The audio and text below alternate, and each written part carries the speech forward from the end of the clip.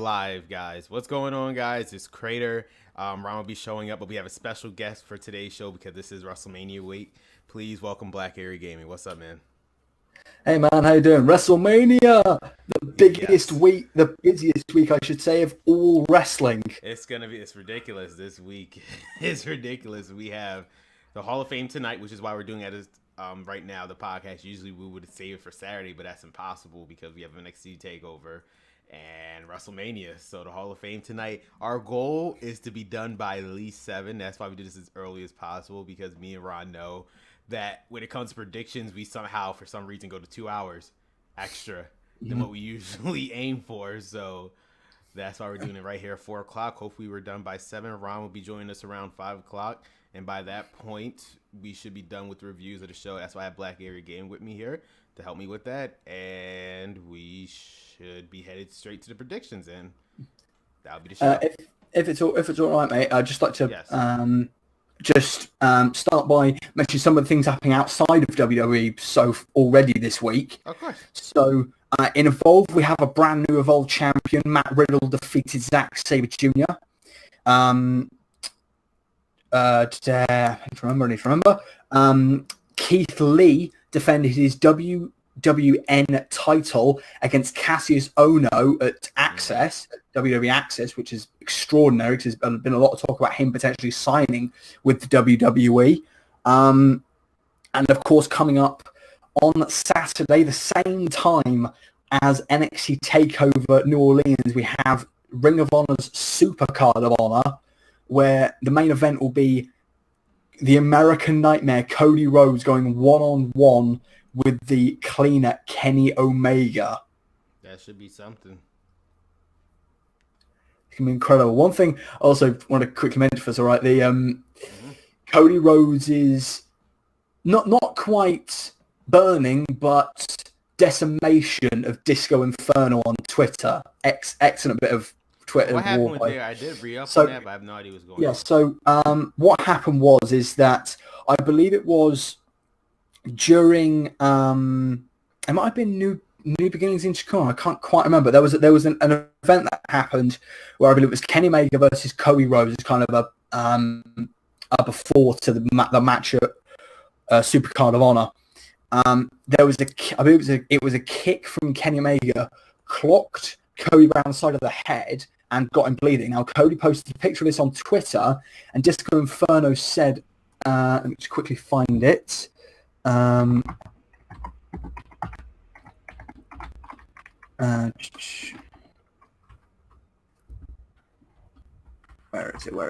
is it? Cody Rhodes.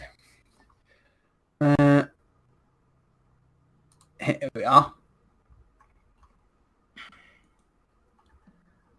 So it should be right here. So it's basically Disco Inferno, the idiotic second in command to Vince Dumbass Russo.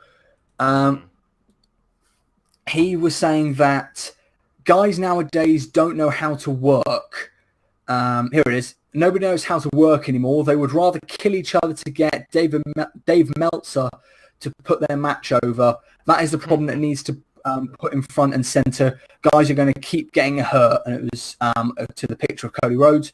And Cody Rhodes' follow-up was, stop. You know nothing. You've drawn $0. No fans have ever left a show thinking about you.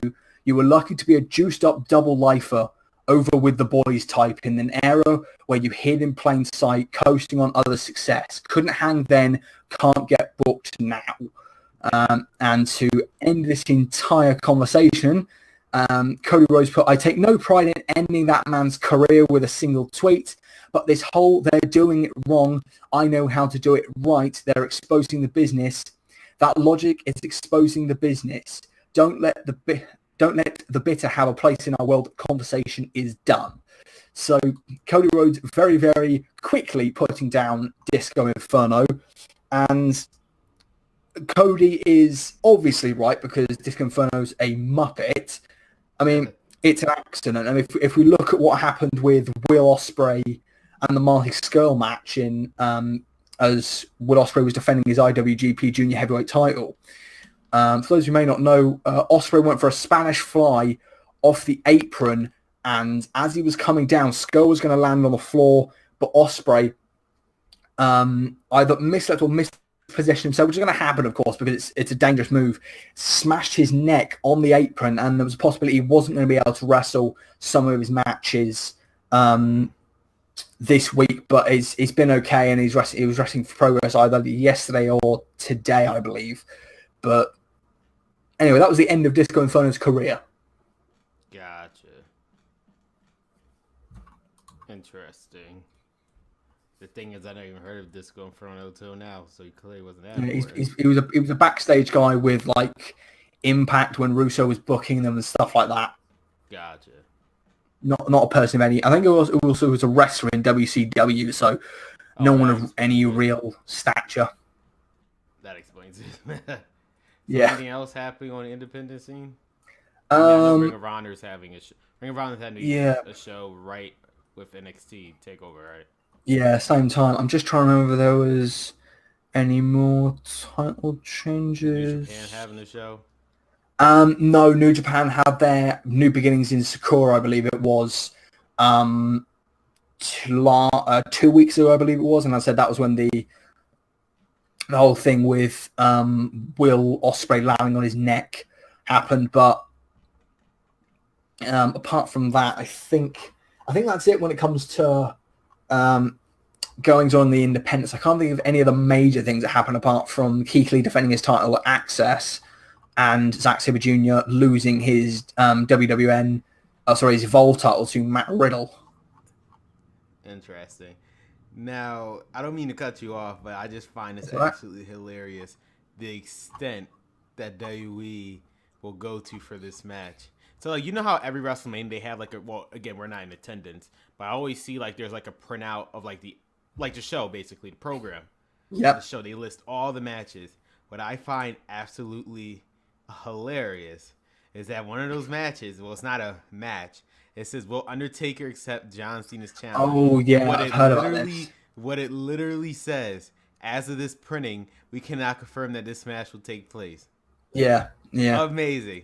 From what I've been seeing today, Meltzer's saying that there is going to be, and this is probably spoilers for WrestleMania, but, you know, we were expecting it this year and not going to get it, so who cares? And we knew it was going to happen with Rock when it happened with Cena anyway. But so from what Dave Meltzer and Mike Johnson at PW Insider, I think it is, have been saying, is that Taker is most likely going to show up and confront John Cena to then set up the match for WrestleMania 35 at I believe it's MetLife Stadium in New Jersey. Yeah, next year. I always said the match wasn't gonna happen. I personally feel like Undertaker should just troll him, just not show up at all. That's what I've personally been hoping, that he just doesn't show up at all. I mean, I don't know about you, but personally, I don't think Taker should wrestle anymore. I love him. I absolutely love The Undertaker. He's one of my childhood favorites and always will be one of my favorite wrestlers. But I think, you know, they did that whole retirement angle at WrestleMania last year. And the thing is, yeah, they could claim, it's the dead man and the American Badass is going to face John Cena. But just take your retirement. You've had 20 plus years of wrestling in this industry. Spend time at home. I personally think this is an experiment from WWE. Will people care if a marquee match doesn't happen and how the reception will be? Because the way they've been booking this has been perfect.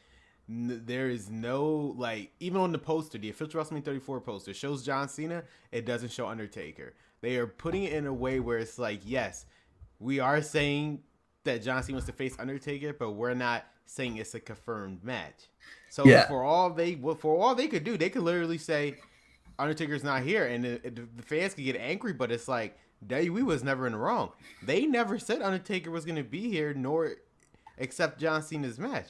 Yeah, I mean... So it's like the way they put themselves is like, well, even if it doesn't happen, you can't blame WWE. They never actually said the match was going to happen. Quick question. So in terms of this WrestleMania poster, is it the one with a smiling Braun Strowman at the back left-hand corner? Yes. Yes. That's the update, and they updated it with Dan Bryan and Shane. So that's why I know that's the updated one because they put Shane and Daniel Bryan in. Before, none of those two was even in there, but they added them. But that's my point. John Cena's in there, but not Undertaker. So they like purposely making sure there's like Undertaker. You can't say, well, Undertaker's supposed to be here because he's on the poster. No. I mean, also, I think I get the logic of going like, right, so if we just repeat what we did with the Rock John Cena thing for WrestleMania 29 announcing it a year in advance, having this entire build, but there's a problem with that, in my opinion. And the thing is that the Rock at the time and now is the biggest movie star in the world. John Cena was in WWE for the entire year. Now, John Cena's going back and forth doing movies and stuff. Undertaker, he may show up like a few times, but neither of them anymore are full-time competitors, and that helps build the story for the WrestleMania. It's if you have one guy in the company the entire time, the others, doing fair. And I do get your point. The difference was back in 2012.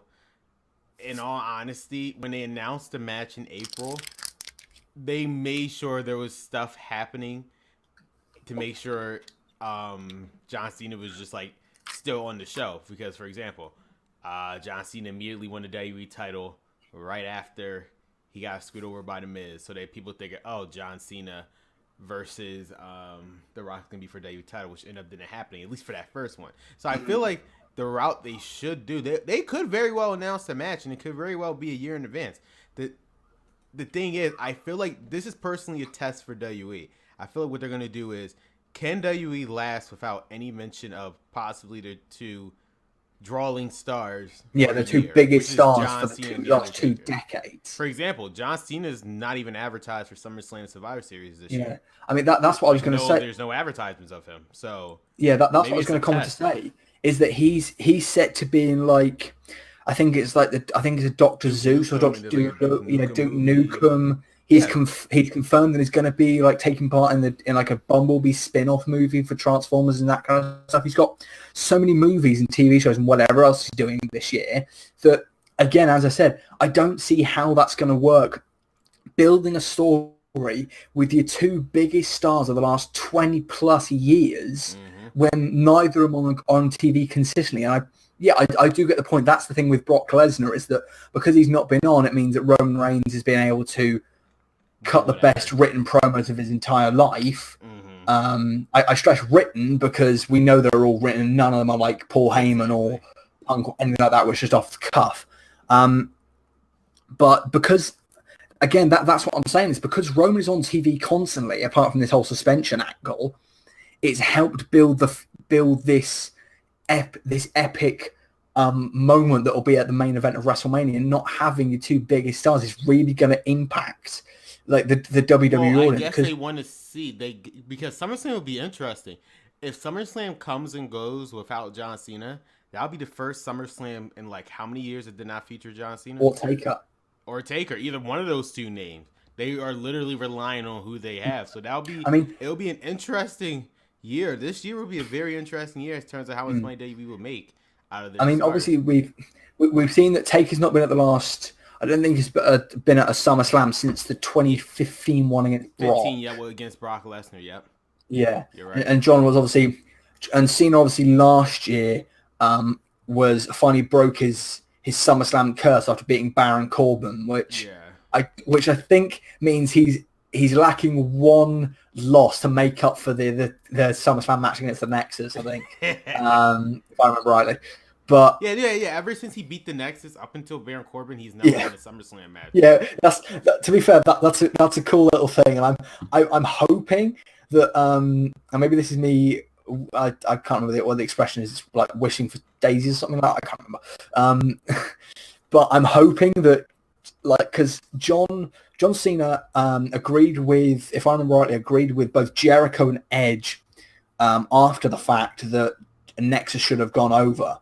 So I'm hoping it's been Cena that's been recommended this entire time. Like, I should lose at SummerSlam. I should lose at this SummerSlam, like, because of this reason, to try and push another star. And it's only recently he's realized, hang on a second. By doing that, I'm making up for the bearing of the Nexus. Now, before we actually get into the shows, I'd like to point out an interesting stat, and I'll bring it up for Ron. I don't see his reaction to this. Here's an interesting stat going into WrestleMania, and it just shows a year can make a difference. Mm-hmm. Going into WrestleManias, now this year's WrestleMania, with the exception of Alexa Bliss, I mean, this is because of the fact that she is a champion, but it's just with a different title. Yeah. None of the champions who walked into WrestleMania are even on the show last year. So none of it. Goldberg, not here. Dean Ambrose, not here. Neville, not here.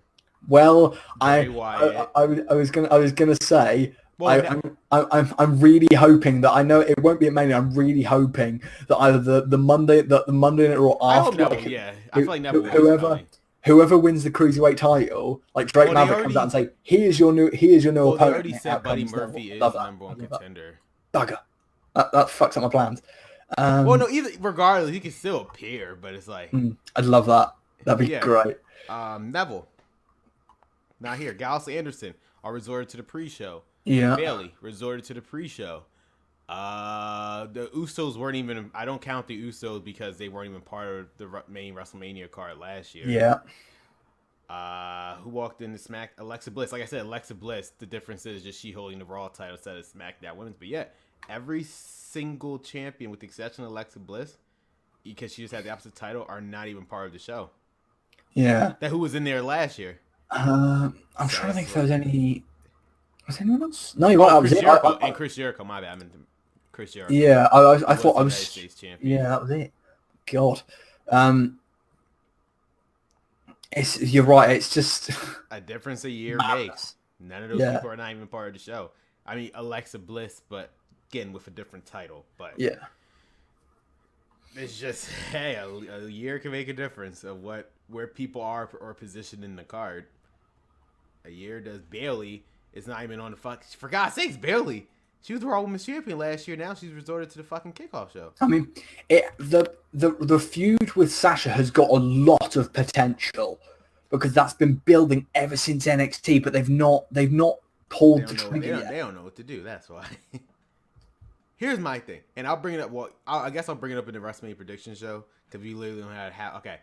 We're gonna say the WrestleMania talk for a second. I look at the time. Yeah. We only have a half an hour to go through these shows. Here's what we're gonna do.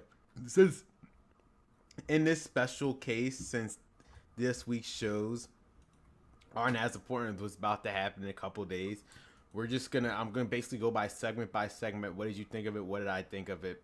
And we'll just keep moving on. Sounds fair? Yep, sounds fair. All right, so let me open up Raw real quick. I've got it right here. So it's Triple H. Hang on. Okay. Triple H and Stephanie attacked Kurt and Rousey during the whole contract signing photo opportunity moment with Coachman directing it all. I guess. What did you think of it? For crying! I mean, I get the fact that they're trying to play on the whole thing of, you know, in UFC or MMA or boxing, you have press conferences, but that only works if you have it for every single match that's happening on the card. Like New Japan, like for Wrestle Kingdom, they had one for the Fatal 4-Way for the IWGP Junior Heavyweight Championship. They had one for Jericho and Kenny. They had one for Okada. I can't remember who Okada faced, but they were consistent. They had one for every single match. If they be consistent, I get it was in a Monday Night Raw arena, not like a formal setting, but then the New Japan ones are in one of the arenas, and I think it just cheapens it. It shows that you're not really caring about this, about, like, you know, that this should be quite a cool thing to have this quote unquote press conference. Or this final confrontation between the two sides, but because the fact that it's cheapened by the fact it doesn't happen for any other match, it just cheapens it. Well, here's the thing, and I do agree with you, but the one thing that I can't deny, at least WWE, they're sticking to their guns. New Japan, as we all know, wrestling first, everything else second. Wrestling will always be secondary to WWE. So I understand why they would position this conference as it should be for every wrestling match. But the thing is, they will always dub themselves as a sports entertainment company. They don't consider themselves a wrestling company. But that's because of but I'm saying so. But because of that, as much as I do agree with you, but I understand why they will only do it for specific stuff. Because again, no. But again, as I understand that Ronda Rousey and Kurt Angle, these two Olympic champions. Why, that's probably the reason why they did it. I get it. Yeah, I get it. But it's just the fact that, you know, again, as I said, you don't have it for any other thing, and there is a difference. There is a subtle difference between New Japan and WWE, which makes me think WWE shouldn't have even touched this with a 10-foot barge pole. In Japan, New Japan Pro Wrestling, Pro Wrestling Noah, All Japan Pro Wrestling, stuff like that, they're considered legit sports. They're covered in newspapers and stuff like that. In America and across the world, WWE is seen as an entertainment product. It's in the same light as something like Game of Thrones or Walking Dead. It's not taken seriously by the mainstream media. Yeah, it's not considered a sport. So that's why I think they shouldn't have done this.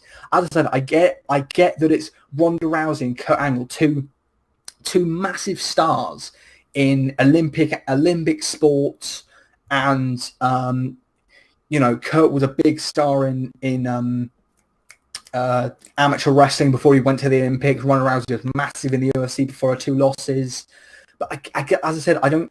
To me, that's just the problem I have with this segment. Mm-hmm. Well, I personally, I mean, the only thing I just found funny was Triple H just hitting the head over Kurt Angle with the mic. It's just for some reason Triple H. Mm-hmm. I just find it hilarious he's passed out. He just hits Kurt Angle for no reason. But But in all honesty, we'll this Sunday we'll see how good Ronda. That's all I can say. We'll see how good Ronda Rousey actually is, because she is a special case. She is in a high profile match, a WrestleMania of all places, and the least trained in wrestling out of all the females. So this is I mean, you could argue Dana. You could argue Dana Brooke or Liv Morgan or Sarah Logan or something like that. High profile match.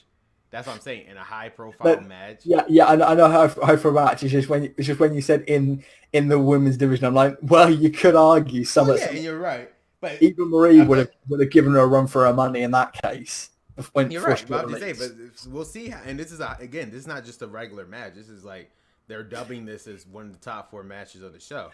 Yeah, I've got to say that's WWE title. So it's like we will see. Yeah, that's another problem I've got with this match, is that although it's going to be a really cool spectacle to see Ronda Rousey as a WWE performer making her first appearance in team with Kurt Angle, I can't get my mind out of the fact that this entire match is purely just to push Stephanie McMahon's profile in the mainstream media or in the mainstream culture. It makes you. I mean, I get the point of why Triple H, Kurt Angle are here, to make it at least look like it's a wrestling match. But in all honesty, if the purpose is to not push either Kurt Angle or Triple H, you're pushing someone who's not a wrestler instead McMahon. And you're pushing someone who is trained to be a wrestler, which is Ronda Rousey. How does that work? No, I mean, here's the thing: is that with Stephanie, she's probably had just about 10 matches, like more or less 10 matches. One of them was her getting the crap beaten out of her by Brock Lesnar and getting the crap beaten out of her by Vince McMahon. Don't undercut that. She's the former women's champion. Yeah, after fucking DX helped her win the fucking belt. In the record books, she is a former women's champion. I'm surprised. Yeah, but also she's had 2 matches. A match against Brock and a match against fucking Vince. But no, yeah, I do get your point. It's an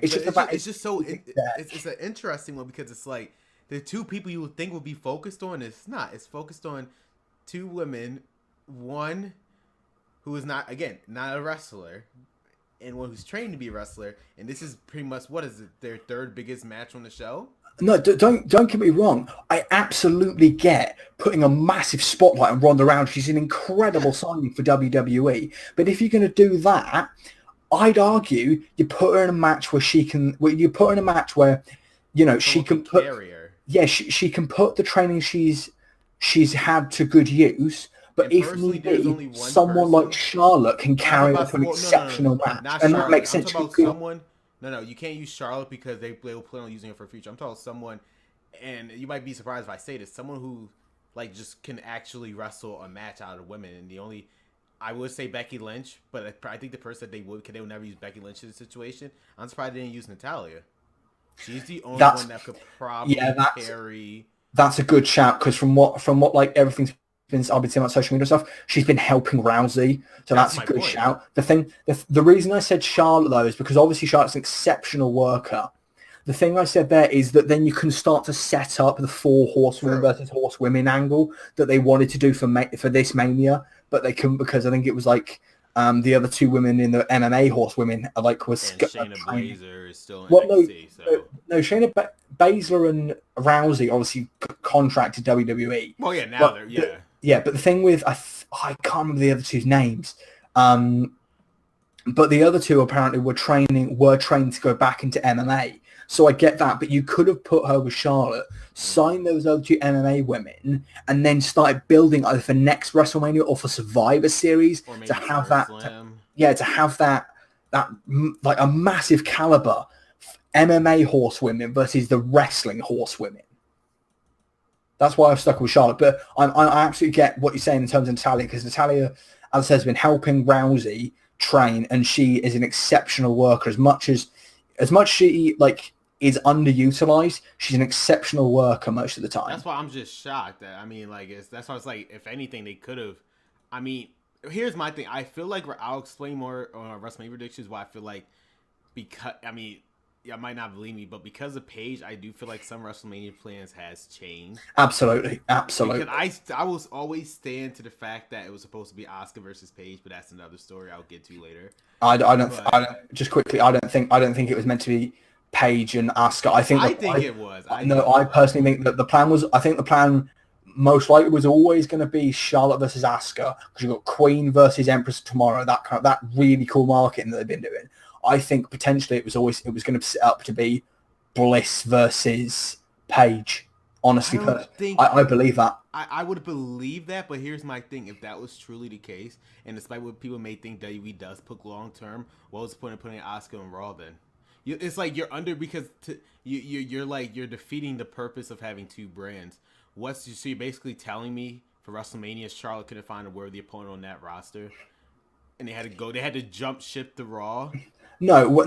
Let's just clarify for a second, and I'll come on to this when we come to SmackDown. Yeah. The whole thing of still having Asuka on Raw when she's challenging for the SmackDown Women's Championship at WrestleMania is most likely going to win makes no fucking sense to me whatsoever. But the fact that they are still marketing is that what makes you believe. I don't personally think they had any intention of putting Asuka on SmackDown in the first place, but we'll get to that. We had Bayley versus Sonya Deville. Yeah, this was.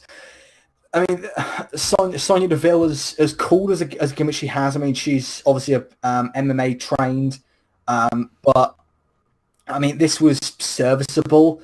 I think the angle after it is what really made this match. Obviously, with that's clearly the point.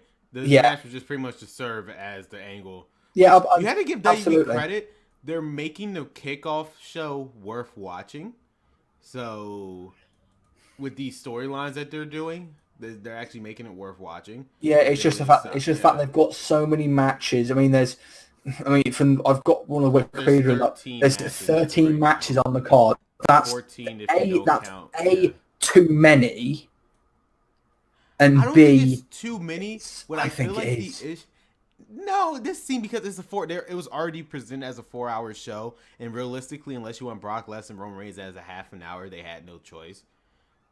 So, I mean, with their abilities, I personally give a maximum of 10 minutes. But that's my point. So I feel like that's why they had to put as many, for the same reason why last year, Goldberg and Brock Lesnar. You knew that match was going to be long, and for fuck's sakes, it was less than 5 minutes. It was. For that 5 minutes, it was a good match. But that's what I'm saying. Is if you've got a short match, say Roman and Brock go 10 minutes. It's a 4-hour show. Say Roman and Brock go 10 minutes maximum. You've still got probably 15, 20 minutes that you can give to one of the pre-show matches, like Mustafa Ali versus which in my personal opinion, this is just I know people might hate me. In my personal opinion, I'm not saying I'm a fanboy of the cruiserweights. Based on how this year went, I personally believe Alexa Bliss and Nia Jax should have been on the kickoff show. And Mustafa. Oh. I'll tell you, the reason why I say that is personally just due to storyline reasons. As of right up until this week, which is WrestleMania week, yes, Nia Jax facing Alexa Bliss, but Nia Jax has never mentioned any of her promos that she wants the Raw Women's title. She just wants to be Alexa. And so for me, if for me at least, that tells me that's undercutting the Raw Women's title. So in that case, I don't see why it should be booked as a marquee match. If the opponent who's facing the champion could care less about the title and just want the person. Which, if this was a regular singles match, sure. But the fact that it's for a title and the opponent and the challenger could care less about the title. Because if you actually look back, she has never mentioned the Raw Women's title. Ever. She just wants Alexa Bliss. Kurt Angle is the one who made the match for the Raw Women's title. But Nia Jax herself has never verbally said she wants that Raw Women's title. Well, you saw her promo on Raw. It was all about just her being bullied. Well, there's a reason for that, and it's the reason I'll come back to is as much as I think Nia Jax is an impressive athlete in such she can do some incredible moves. She's got the same problem as Roman. She doesn't have much charisma. And natural charisma, she doesn't have much, and that's the problem. Is that she would be, if she was a heel going up against a face Alexa Bliss, perfect to stick Paul Heyman never turn Alexa Bliss some manager with her. She's too good as a heel for her to turn face. I can't. That was just an example, but this is what I'm saying is that someone like post WrestleMania, just quickly post WrestleMania, Ronda Rousey, Nia Jax, or Asuka, 3 women perfect for Paul Heyman to take over because their mic skills aren't especially fantastic, and that they can get on with doing the stuff in the ring while Paul Heyman or any other manager you want is their mouthpiece. Mm-hmm. No, and you're right. I do agree with that, but it's like this. It's just that's just something to me. If the title is secondary to the feud, it shouldn't be ahead of a card for a match that is literally the whole point of the match is for the championship. Yeah. In this case, the cruiserweight title. That's just personally me. Because every other match, yes, I'm including Jinder Mahal in this case. At least their main goal is the title. Yeah. That's just out of every match on that card. That's the only match. If they had to switch, I would switch to Raw Women's title. Yeah, I completely get that, and then you're absolutely right. That in the build-up, Nia Jax should have mentioned the Raw Women's Championship. She never mentioned it. That's my whole thing. She should have mentioned it because if the plan was always going to be that it was going to be for the Raw Women's Championship, she should have at least fucking mentioned it. Which makes me believe the plan wasn't for the Raw Women's Championship. Because I just find that hard to believe how that's just a missed detail. You know what I'm starting to think? This whole Nia Jax and Alexa Bliss thing was probably meant for Women's Battle Royal. Because she just wants Alexa, and then the whole Battle Royal is Alexa Bliss avoiding Nia Jax this whole time. Mm. And so but this is my point. It's just little stuff like that makes me believe the plans of the women's division has changed drastically. In terms of both the championships, because again, how could you miss the fact that Nia Jax going after the Raw Women's title? Where every other person, Michael Cole said on commentary, Kurt Angle mentioned, even Alexa Bliss saying she's going to retain her title. Everyone but the challenger has made reference to that championship.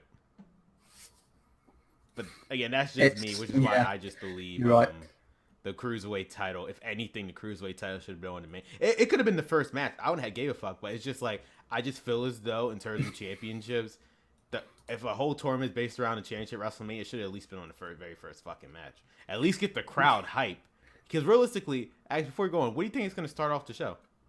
Let me bring the card. I reckon... that's a very good question. I reckon it's going to be Brian and Sheamus as Kevin and Sammy to start off the card. So you get No, and I'll tell you why, because it gets the crowd popped with the yes chants of Daniel Bryan.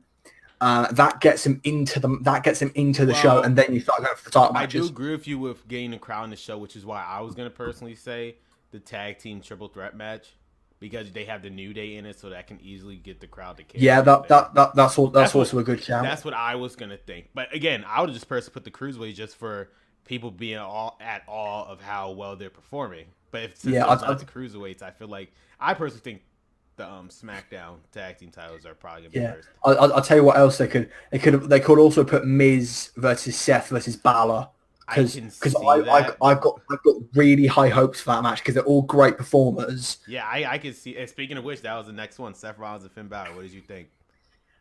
If I'm honest, when it comes to the highlights, this and the Braun Strowman's bit, I completely, and also the Elias, I skipped over.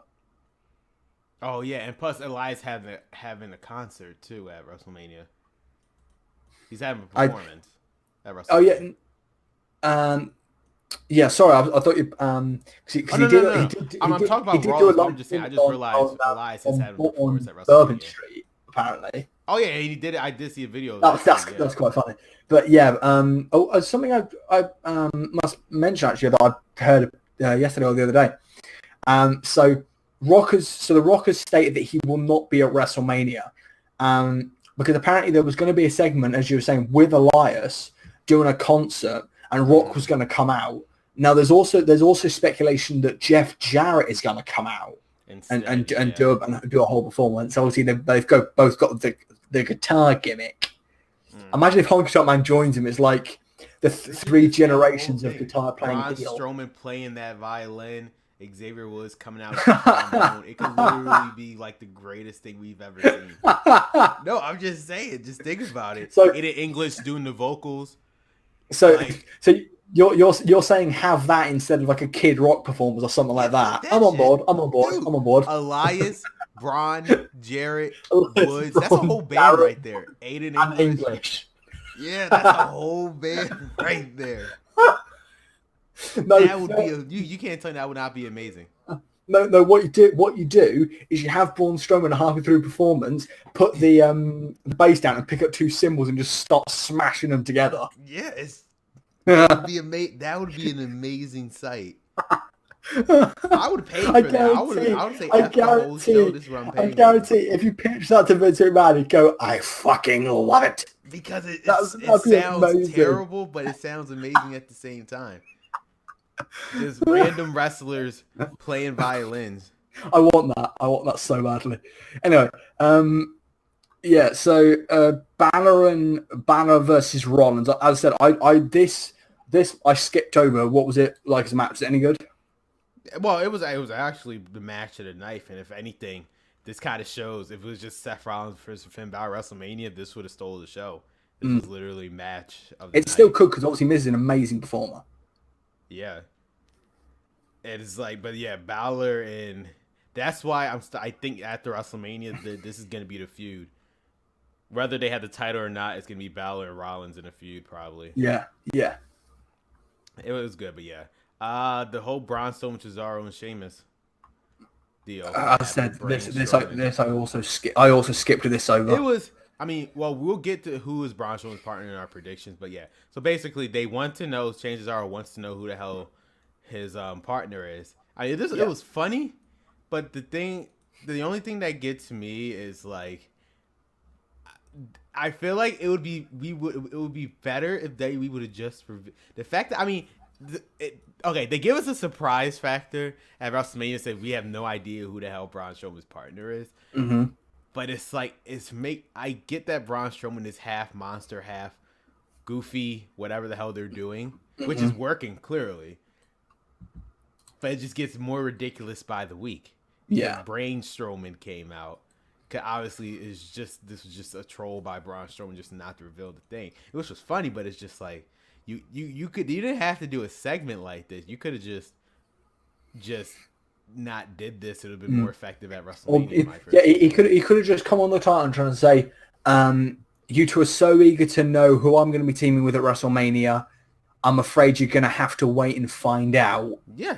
when you get these hands, or quote one of his something like that. or something like that. It's just a lot simpler than having him walk out in some crap little outfit. Yeah, get it. It was funny. Don't get me wrong, but it's just like, I get you're trying to make Braun Strowman like a hybrid between you're supposed to take this guy seriously, but he still does funny stuff. But it's like, I don't know. I still don't. I have a couple people to think of who's Braun Strowman partner. As much as I would love it to be Elias, it can't be so because of the fact that he has something to do, so he can't be strong. It can't be ever since the rumors of Elias segment, I've been thinking who it's going to be, and when we get into predictions, I've got a very interesting prediction of who it might be.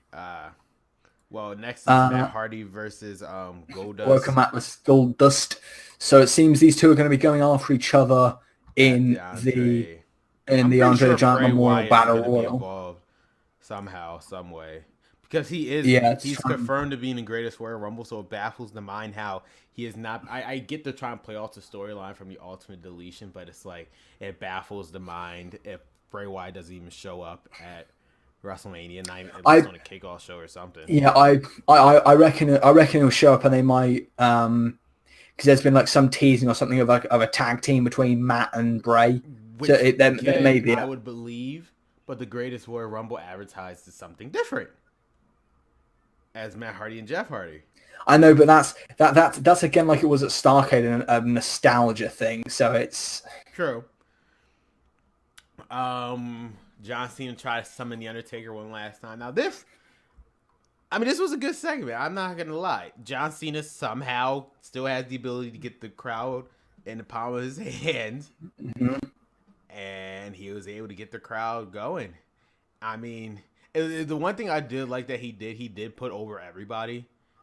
He said, this is just, and I feel like his words are like foreshadowing what's about to happen in WWE after WrestleMania, where it's like, it's time for me to sit back and watch the people and give them the opportunity. People like Seth Rollins and Finn Balor, Daniel Bryan, who just came back, AJ Styles, Nakamura, Rusev, and the women.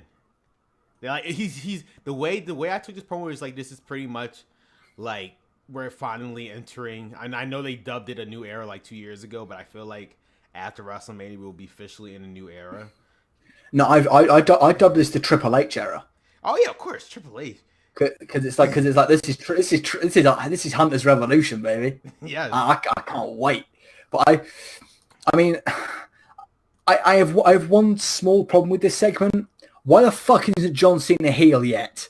The entire time he's been cutting heel promos. Surely Vince isn't dumb enough to think. Well, it's the same. I know it's John Cena. He'll never turn heel. It's the simple reason. Promos he's cutting. Well, dude, it's a simple explanation. It's the same reason why despite Roman Reigns attempted murder on Braun Strowman, why is he still a face? Because man doesn't see him as a heel, regardless of what he does. Even if the heelish thing ever. I'd argue this is a different situation because Roman Reigns is obviously, despite the fact what they tried to get us to believe a few weeks ago, Brock Lesnar's not Vince's boy. Roman Reigns is Vince's boy. Brock Lesnar's going to be entering as like the biggest babyface. Yeah. In that match at WrestleMania. No, neither of them are walking in as baby faces because the whole crowd knows Brock's almost definitely off to UFC, and we hate Roman's guts. So, but we're gonna cheer for somebody. It won't be the case of WrestleMania 20. I'm telling you, it won't be. That was my exact thought. We might have a Lesnar Goldberg situation here. We're in a PG show, so if anything, we will get cheers for Roman because of the women. So, but it won't be like unanimously boo. I reckon it's gonna be close to WrestleMania 32. That was spectacular. I love that. Roman Reigns booed Roman Reigns when he entered the arena, just the loud boo. I don't know why they did it. The best part is when you could tell Kevin Dunn turned the crowd noise all the way down. Oh yeah, because it was obvious. The boo's got too loud. Like, oh, you're trying to tell me he's not getting booed louder? No, but I've got a feeling that that they might like artificially add in some cheers in terms of just adding like crowd noise or something, just to try and make it seem like, even though like everyone's going to be like booing him and like middle fingers and like thumbs down to Roman Reigns, it's all going to be like there's going to be the odd like spattering like from an indie show of just like yeah, go Roman Reigns. It's going to be amusing for the TV audience. Yeah, so John Cena attempted to, didn't happen. Again, as of right now, this is not advertised as a match. So, it's pretty much, I feel like the 10 matches we have could pretty much fill up the show. They want to purposely add this match to it. Which, here's the thing.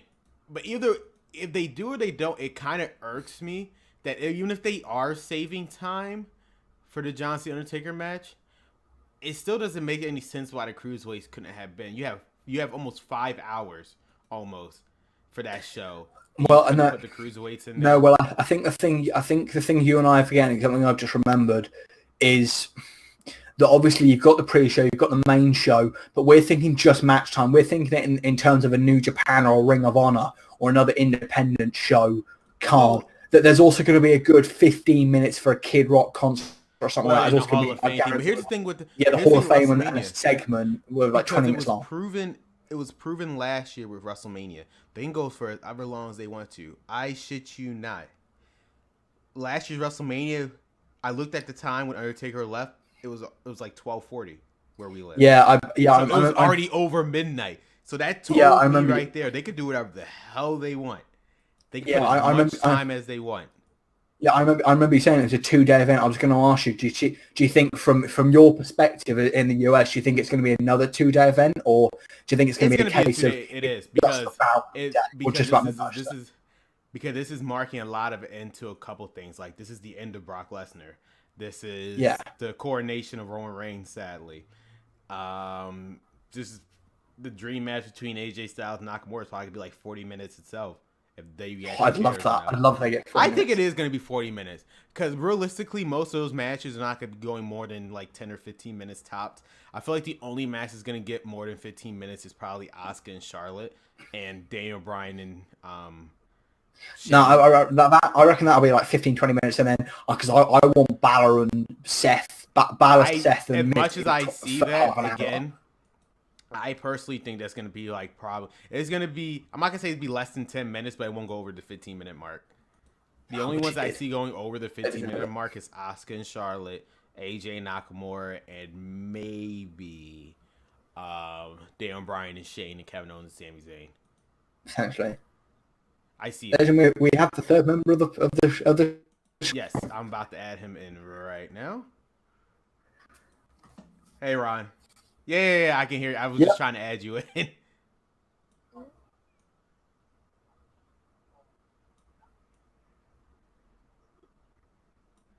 Uh-huh.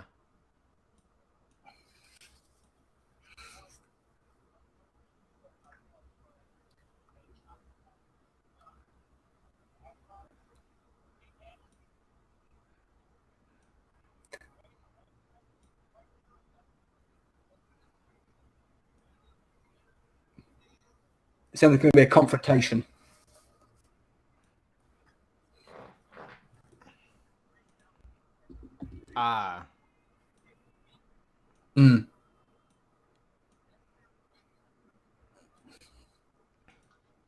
You know, will Undertaker be there? We know he's going to be there. It's just now they're doing the whole thing of he doesn't do the whole build-up thing for where on Raw he comes, does a build-up, but then we have to wait for like a couple of weeks.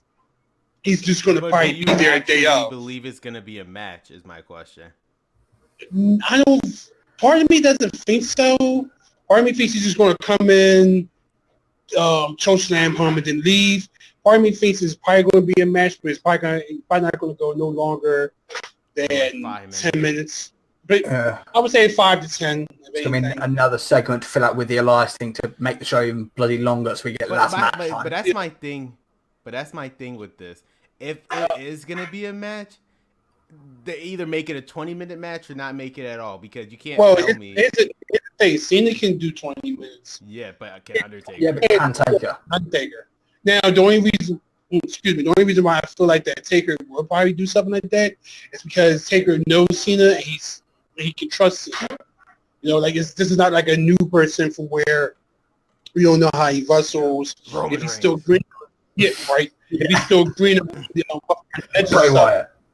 he knows Cena. He knows that he can trust him. So if he tells him, "I'm not doing this move," or "Be careful doing this move," and stuff like that, and Cena is the move. From what I've some people said, Cena is probably one of the most safest wrestlers in the ring. So you're not going to see him do crazy moves. You're not going to see him do, all these things. And he's not going to pull out like the flipping power bomb that he does sometimes. He's not going to pull out the avalanche AA or the top leg drop. He's not going to pull out. I feel like this match. I'm starting to think this match just.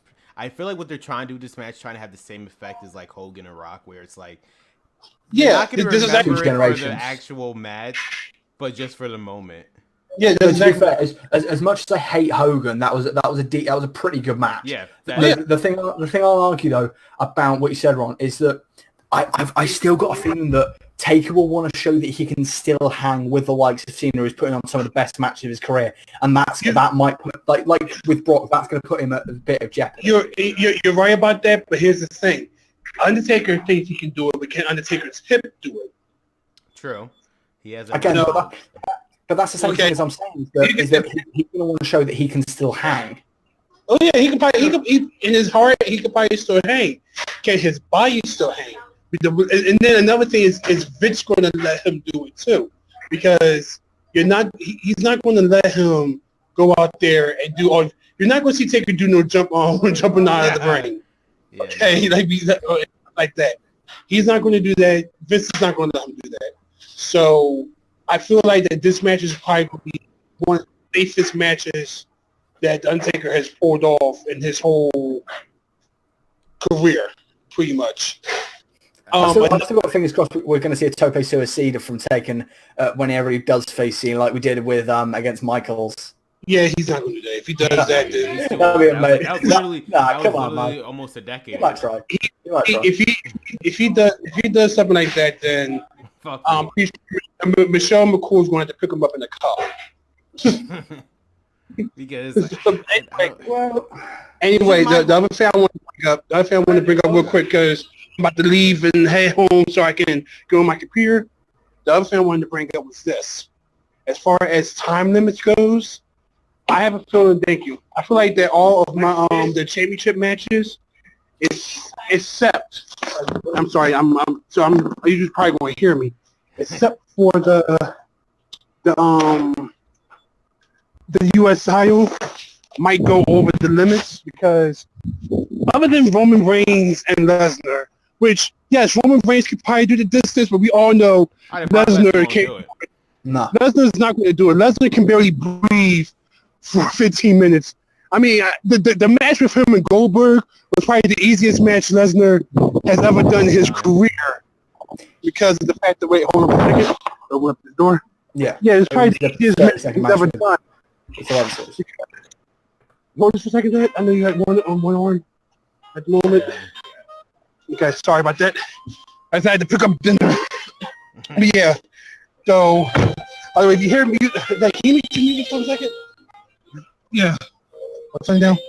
I ain't gonna be over too long. But yeah, the one of the like Lesnar's not gonna go no more. I say about 10 minutes. Okay, I'm gonna be honest with you. Yeah, that's why I believe they're gonna probably give as much time to Nakamura and AJ as they can, because they have to kill time. The thing that I want to question, we already know that if Lesnar and Roman does the main event, if it actually closes out, people are going to walk out. Is the WWE going to put that match last? That's still it's confirmed. They've confirmed that Roman Brock is the main event, and that we knew that from the start, because it's Roman Reigns and he is Vince. I know, true. Yeah, to be fair, he's main evented for the past 4 years. Even with the Dorado Championship, he has main evented for the past 4 years. Yeah, true. And with that said, this is going to be the same as that thing what they did the last time, and people walked out on Roman Reigns. People have done it for the past 2 main events. The main event with him versus Triple H, people walked out. Him and Undertaker. Him with Undertaker, people walked out. Because they know people it's are going to Roman Reigns. Yeah. No, it's like this whole thing of making him your main event is not obviously is not a smart person would make Nakamura versus AJ. Well, I just love the fact. Here's the thing that I just love: the fact that we're not even in a conversation that Nakamura and AJ is the main event, despite the fact that Nakamura won the Royal Rumble, really says a lot. Yeah, well, that's the exact same thing. Talk about either Justin. Whatever I said to you before. Remember what I said to you before. You're only winning the right to go on after before Roman Reigns. Yeah, I know. That's it. Okay, that's what the Royal Rumble has become now. You are now the winner of the person who goes on before Roman Reigns and WrestleMania. Because if you're not Roman Reigns... It's the exact same thing as last year's when Randy won the Royal Rumble, which won him the right to be in the smack bang in the middle of the card as essentially the toilet break match. Yes. The WWE title. Congratulations, you won the Royal Rumble, which gives you the right to pretty much nothing. And you're right, because the last person to actually main event WrestleMania who won the Royal Rumble was Triple H. Guess who he fought? Yeah. And it's sad. Or the last time Roman Reigns won the Royal Rumble. He main evented. So it's technically, the last man to win the Royal Rumble main event was Triple H, because he won the title at WrestleMania. He said that. He said that, but look who he faced. Yeah, yeah. So it's like, it's like no matter what, it's all gonna come back around Roman Reigns. If Roman Reigns would have won Royal Rumble this year, he would have been it regardless. We already know he would have made event. But apparently they wanted Smackdown to win, so fine. You won second place. I won the Royal Rumble. Well, because the reason why they made SmackDown Superstar 1, because let's be real. They, again, as I've been telling you, Ron, the only reason why SmackDown Star 1, because they still had to sell the Elimination Chamber pay-per-view show. They still had to sell that show. Because if Roman would have won, what would have been the point? Because Brock Lesnar sure in hell was going to work that show. It would have been no point. I mean, and you're absolutely right about that, but it's just the fact of but it's becoming to the fact that now it's predictable, and it's kind of stupid now. You know, it's like, come on, so you're gonna try to tell me for next year's Royal Rumble, it's most likely going to be any other superstar versus Roman, because that's what it's going to be like. I'm pretty sure. And here's another thing that I was talking to one of my friends about that I'm pretty sure is going to happen. We all know Roman's going to win Sunday. Okay? How long is Roman going to hold it for? Because the reason why I ask this is because the past couple of times that Roman has main evented, he always went in as the challenger. Yep.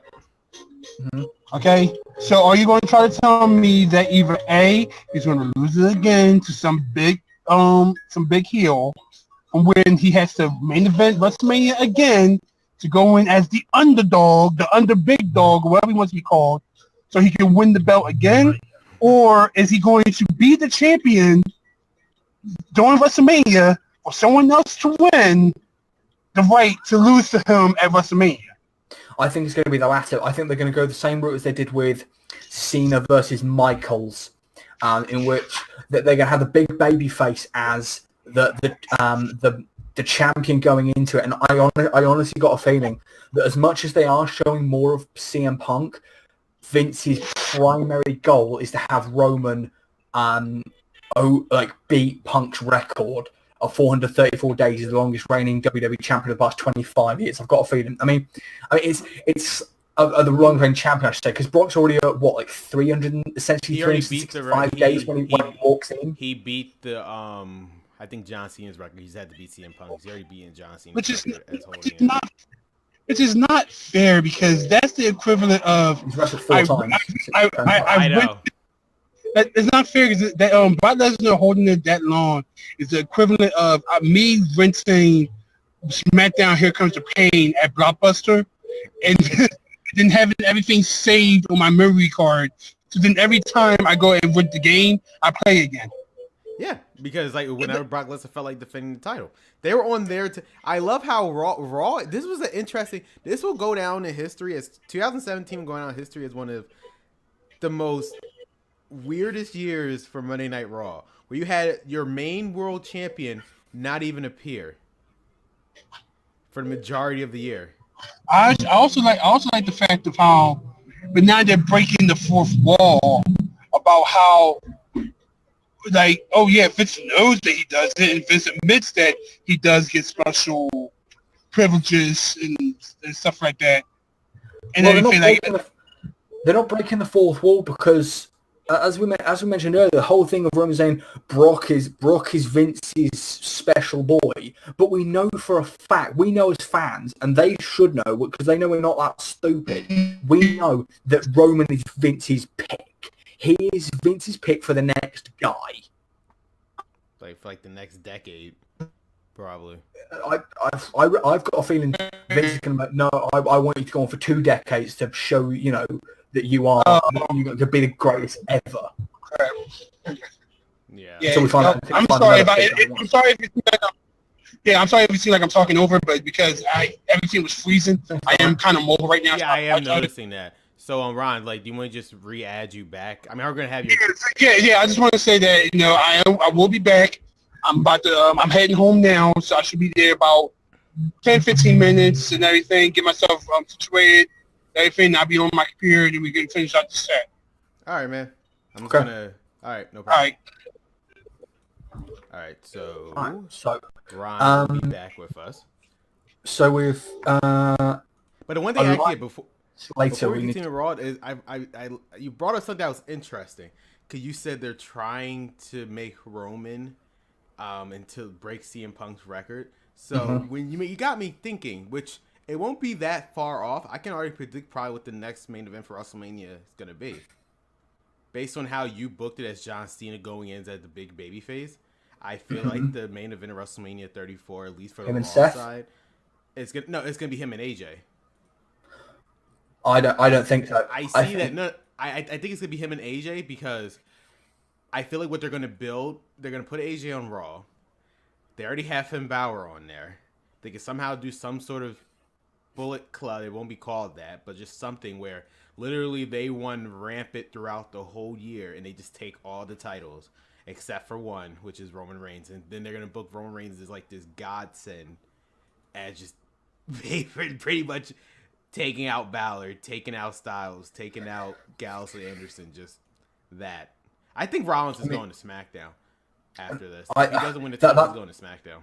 That's a very good call. I could definitely see that happen, but I've got a feeling it's if they're following the same kind of structure as it was with Cena for WrestleMania 23, it's going to be a guy who was in the company around the same time as Roman.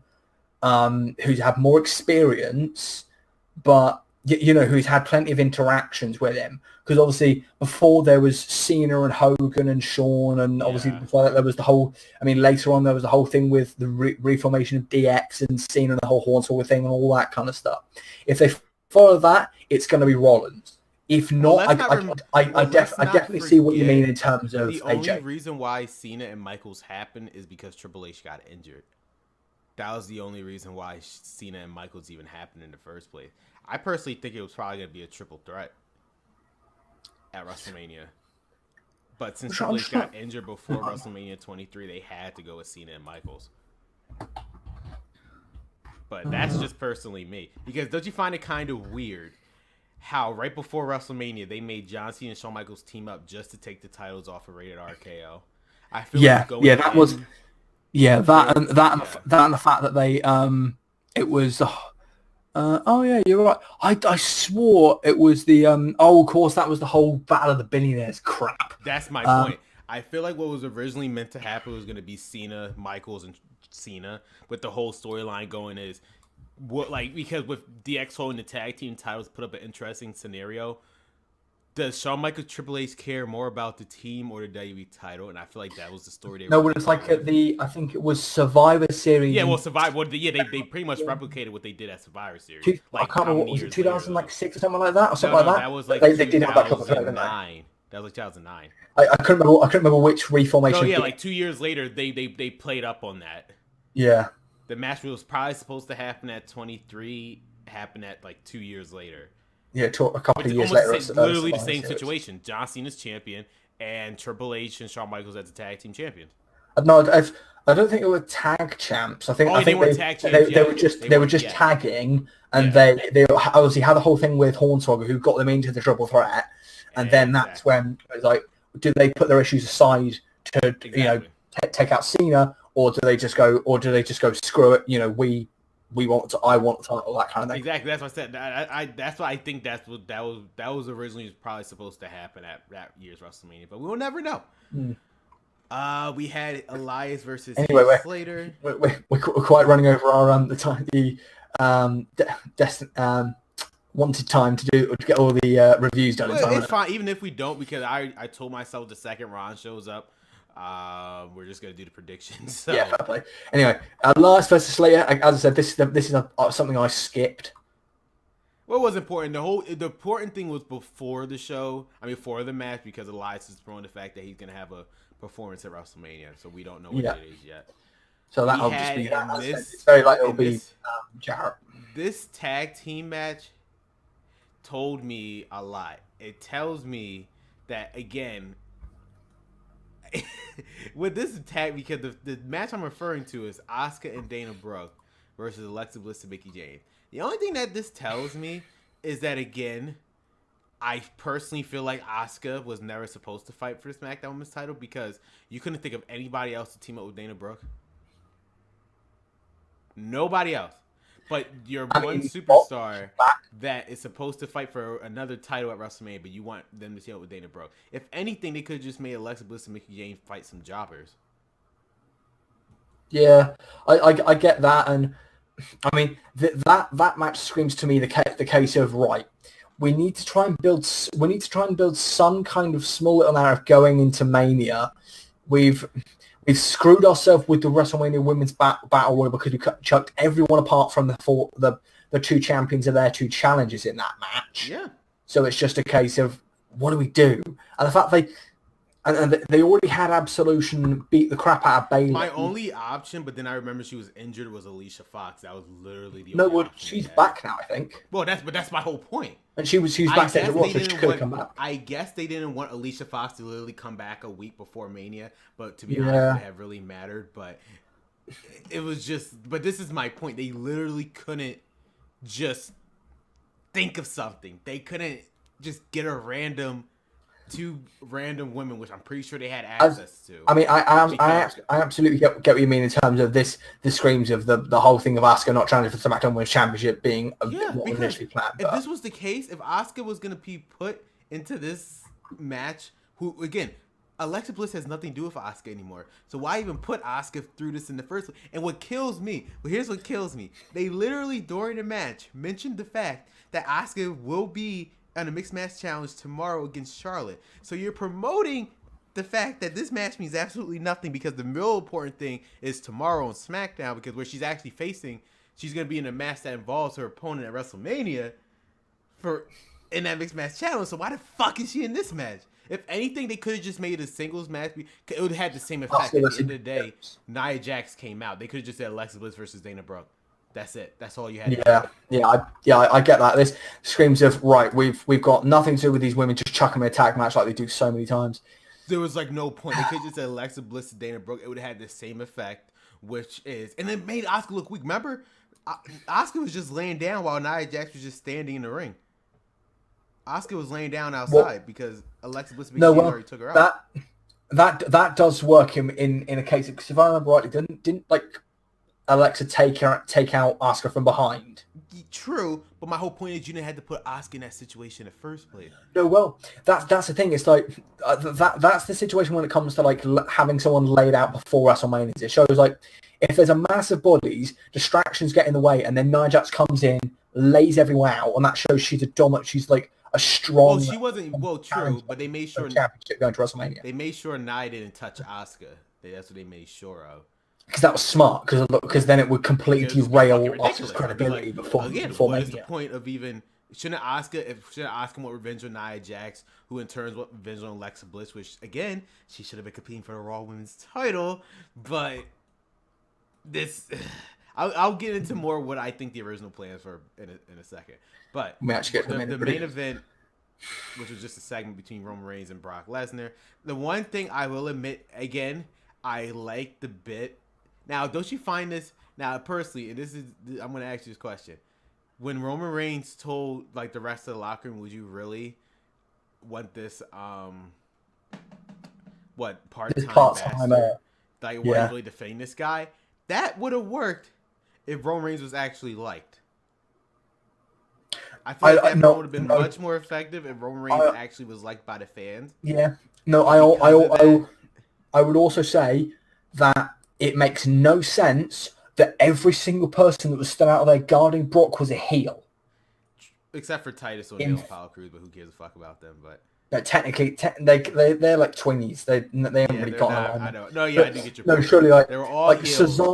Cesaro and Sheamus, who have both had problems with Roman in the past. If Roman was on that, with the exception of Revival, everybody on that stage had problem with Roman. Yeah. So it's like, surely your roster is thin. Yeah. Your roster is thin, and you have people like R-Truth not being there because they're injured. This is what you get. Yeah. So they might as well have just chucked the cruiserweights in front of Brock. It would have had the exact same effect. In fact, agreed with you. It would have had more an effect because it'd been like, oh, you guys are getting like barely any kind of time or any payment. He's getting more. He's getting more than all you guys put together. Blah blah blah. I would agree with you under Vince McMahon's reign, but since Triple H controls the cruiserweight, Triple H. No, well. Remember, this is Monday Night Raw. This is still controlled by Vince. But that's what I like what Triple H is doing. He's making sure if they're going to be in a nothing match, don't put them on the show. After 2 weeks ago, the Cruiserweight hasn't been on Raw in like a month.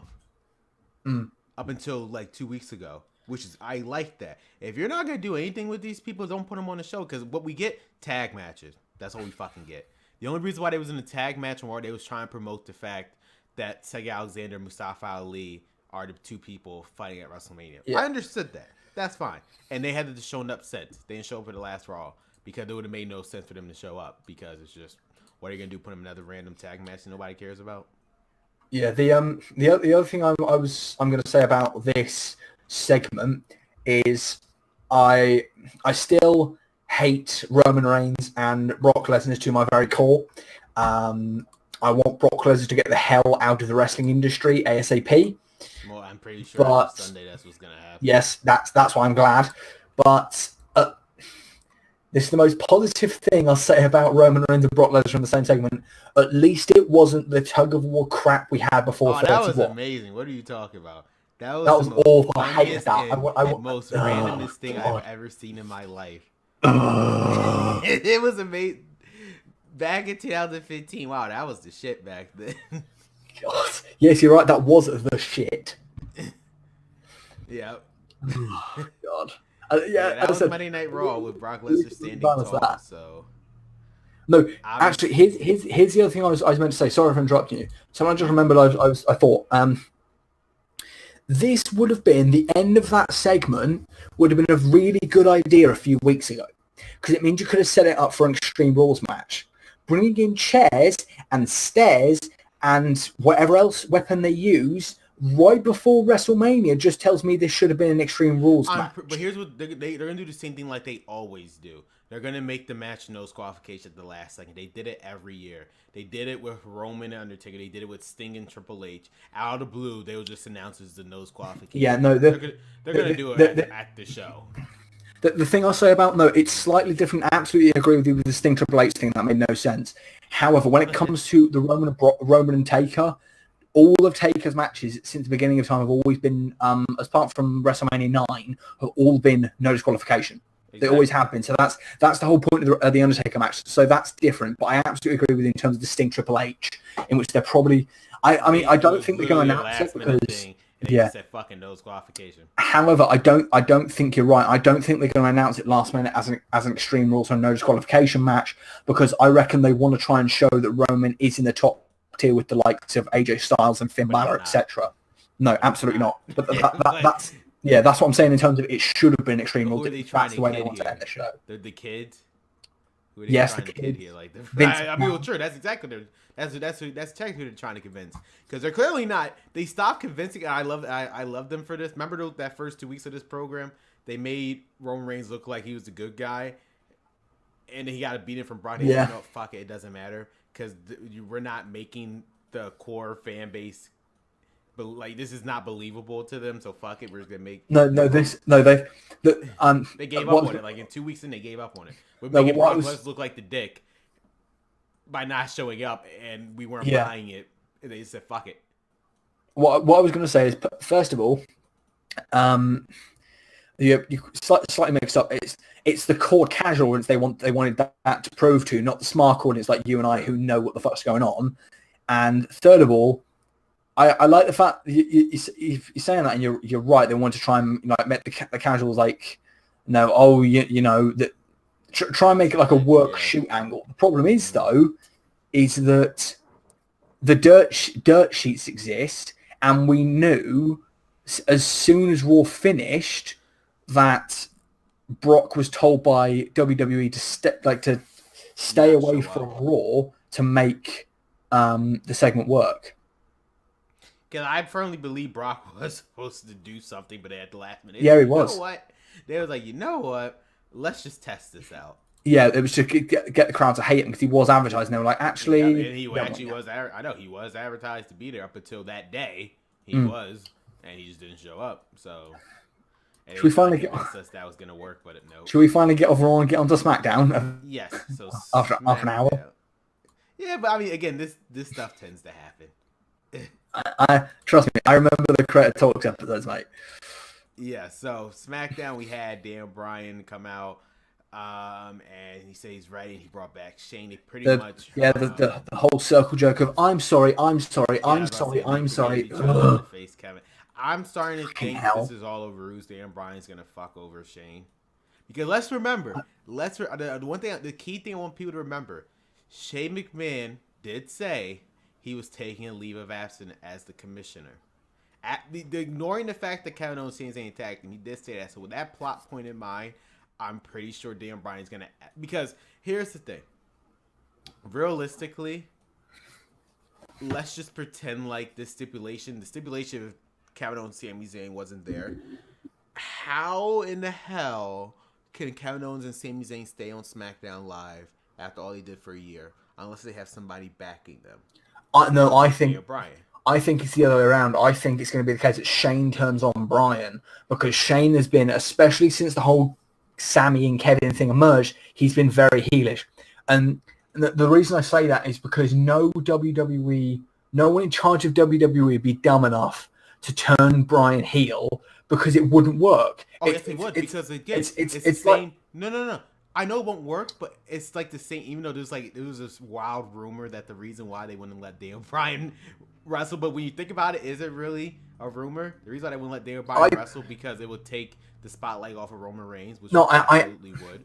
Yes, because it would, because he is one of the greatest wrestlers of the modern decade. But anyway, what I was going to say was that I absolutely get if it was anyone else that was like had a long history with Kevin and Sammy, what they've been doing the past few months and that kind of stuff. Yeah. Absolutely, it makes sense to turn the person heel. But because it's Daniel Bryan, who is loved by the fans no matter what, there's no way they'd ever turn him heel, because they know it just wouldn't work. It'd be the same kind of instance, like it was for Stone Cold. To be fair, I always said the same thing about Sami Zayn, but yet here we are. I'd argue that's different. And I'm just saying, some people you would never expect to turn heel because it's just... Absolutely, and I agree that the Sami Zayn heel turn came out of nowhere, but the reason I'll say Sami Zayn is different... Mind you, it's effective. It has been effective, because Sami Zayn... Think about it. Sami Zayn last year was in an Andre Giant Kickoff show. He's actually in a marquee match at WrestleMania this year. So it worked. I know, and that's what I'm saying is the fact that yes, the Sami Zayn heel turn was a shock. However, it's Sami Zayn, as good as he is and as much as he was liked, he ain't on Bryan's level. Daniel Bryan is Oh, I know. He's up there in terms of the three most. I'd argue up there in the top 5 most popular superstars of all time. I honestly believe him, or maybe there's a long list. The top 5 is probably him, Cena, Punk, Rock, and Austin. 5 most popular guys of all time, and you cannot rank because them. Again, he is the sole reason why the whole WrestleMania 30 match changed. He is the sole reason why. No, I don't think that has ever been done before. Where literally at the last second they had to change plans. Up until that WrestleMania, I don't think it was ever a time where they literally had to switch everything because of one superstar. Well, mind you, because of Punk walking out, but that's a completely different situation. But even before then, the fans' love affair with Bryan had already kicked into flow. It's like the whole. Do you remember the in 2013, the end of 2013, the Randy Orton John Cena title ascension ceremony thing? Yeah, I know. The whole segment was specifically for. I mean, it made it got turned into a Daniel Bryan thing. Yeah, everyone was trying to Daniel Bryan. That was the best. I go back and watch it. It's like, yeah. And they couldn't ignore it anymore. They just couldn't ignore it. Yeah. It's like kind of like Rusev now. They was like, all right, this guy is clearly over, so we have to do something with them. They just can't. Absolutely. And that'll get onto my one of my predictions for WrestleMania, which I'll quickly spoil here. I reckon Rusev's walking out with the US title because of how much merch sales he's doing and the fan reaction to it, and the fact that they even put him. Because I firmly, up until like 2 weeks ago, I already knew Rusev was going in John Battle Royal. The fact that out of everybody else, even the fact that Baron Corbin, I mean, despite whether you like him or not, Baron Corbin is considered one of their top stars on SmackDown. The fact that he is being resorted to the kickoff show and not Rusev really says a lot. Yeah, absolutely. That really says a lot about how much they have faith in Rusev now. The fact that you have a guy who was up until 2 months ago was United States champion is on the kickoff show now. So not even Rusev, who hasn't even held a title in over 2 years. And if I'm right and he does win the US title, that's really, really cool. That 3 years after he lost his first championship in WWE at WrestleMania, he gets the US title back. That would be that's a really cool thing. But the thing is, if they do that, they have to turn him a face. They have to. Absolutely, turn him face. Go with the Bulgarian Playboy thing. He's got the charisma. He's got the fans behind him. It would actually work. It would actually work. Absolutely, it'd work like it would go like house on fire, and that's in a good way. Yeah, it would. Because he's run with it. He'll be the most over. I think if they play their cards right, they could have a new day thing in their hands where it's like, we can't believe this actually worked and it pulled off so well, but we're just gonna run with it. Yeah, absolutely. New Day was one of those rare examples where it's like, looking back at it, how the fuck did this even work? I just want to quickly say before we get into the Charlotte Natalia match. Yeah. On that note of Rusev, and regardless of if he wins or not, I reckon he's turning face because of the promos he's been cutting, which have been very, very face. Exactly. I'd love it. This is their way of turning. They're gonna make Bobby Roode a heel, which, in all honesty, he has to be as a heel. Why did he get caught up as a face in the first place? Is still because of the pop he gets from. Not over that. And this will turn Rusev face, and now they could have like a Rusev and Bobby Roode feud. Imagine that if it's almost like similar to the whole to the Brett Austin match. Was it WrestleMania 13? Yeah, 14. 14 where you have a double switch. Oh, like no, Bobby Roode goes heel. 13. Where Roode goes heel and is Rusev's next challenger after Randy Orton after that whole thing's done, and Rusev goes face, and it's like, that'd be great. I'd love that. That'd be fantastic. So Charlotte versus Natalia. Now here's my thing. Now I can't fault WWE for this, but here's my thing.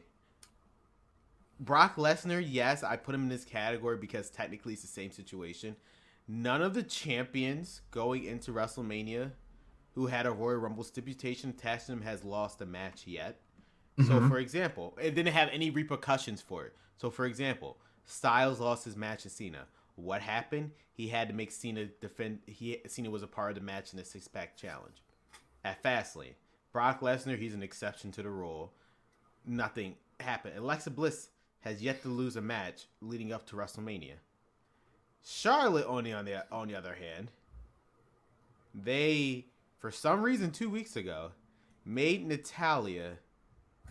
They made Natalya win, which it's the 50-50 booking thing. But they didn't do that for any of the other three champions. So by that logic, for God's sakes, you know what kills me? Literally in that same episode, they made Rusev beat Randy Orton. You know what happened?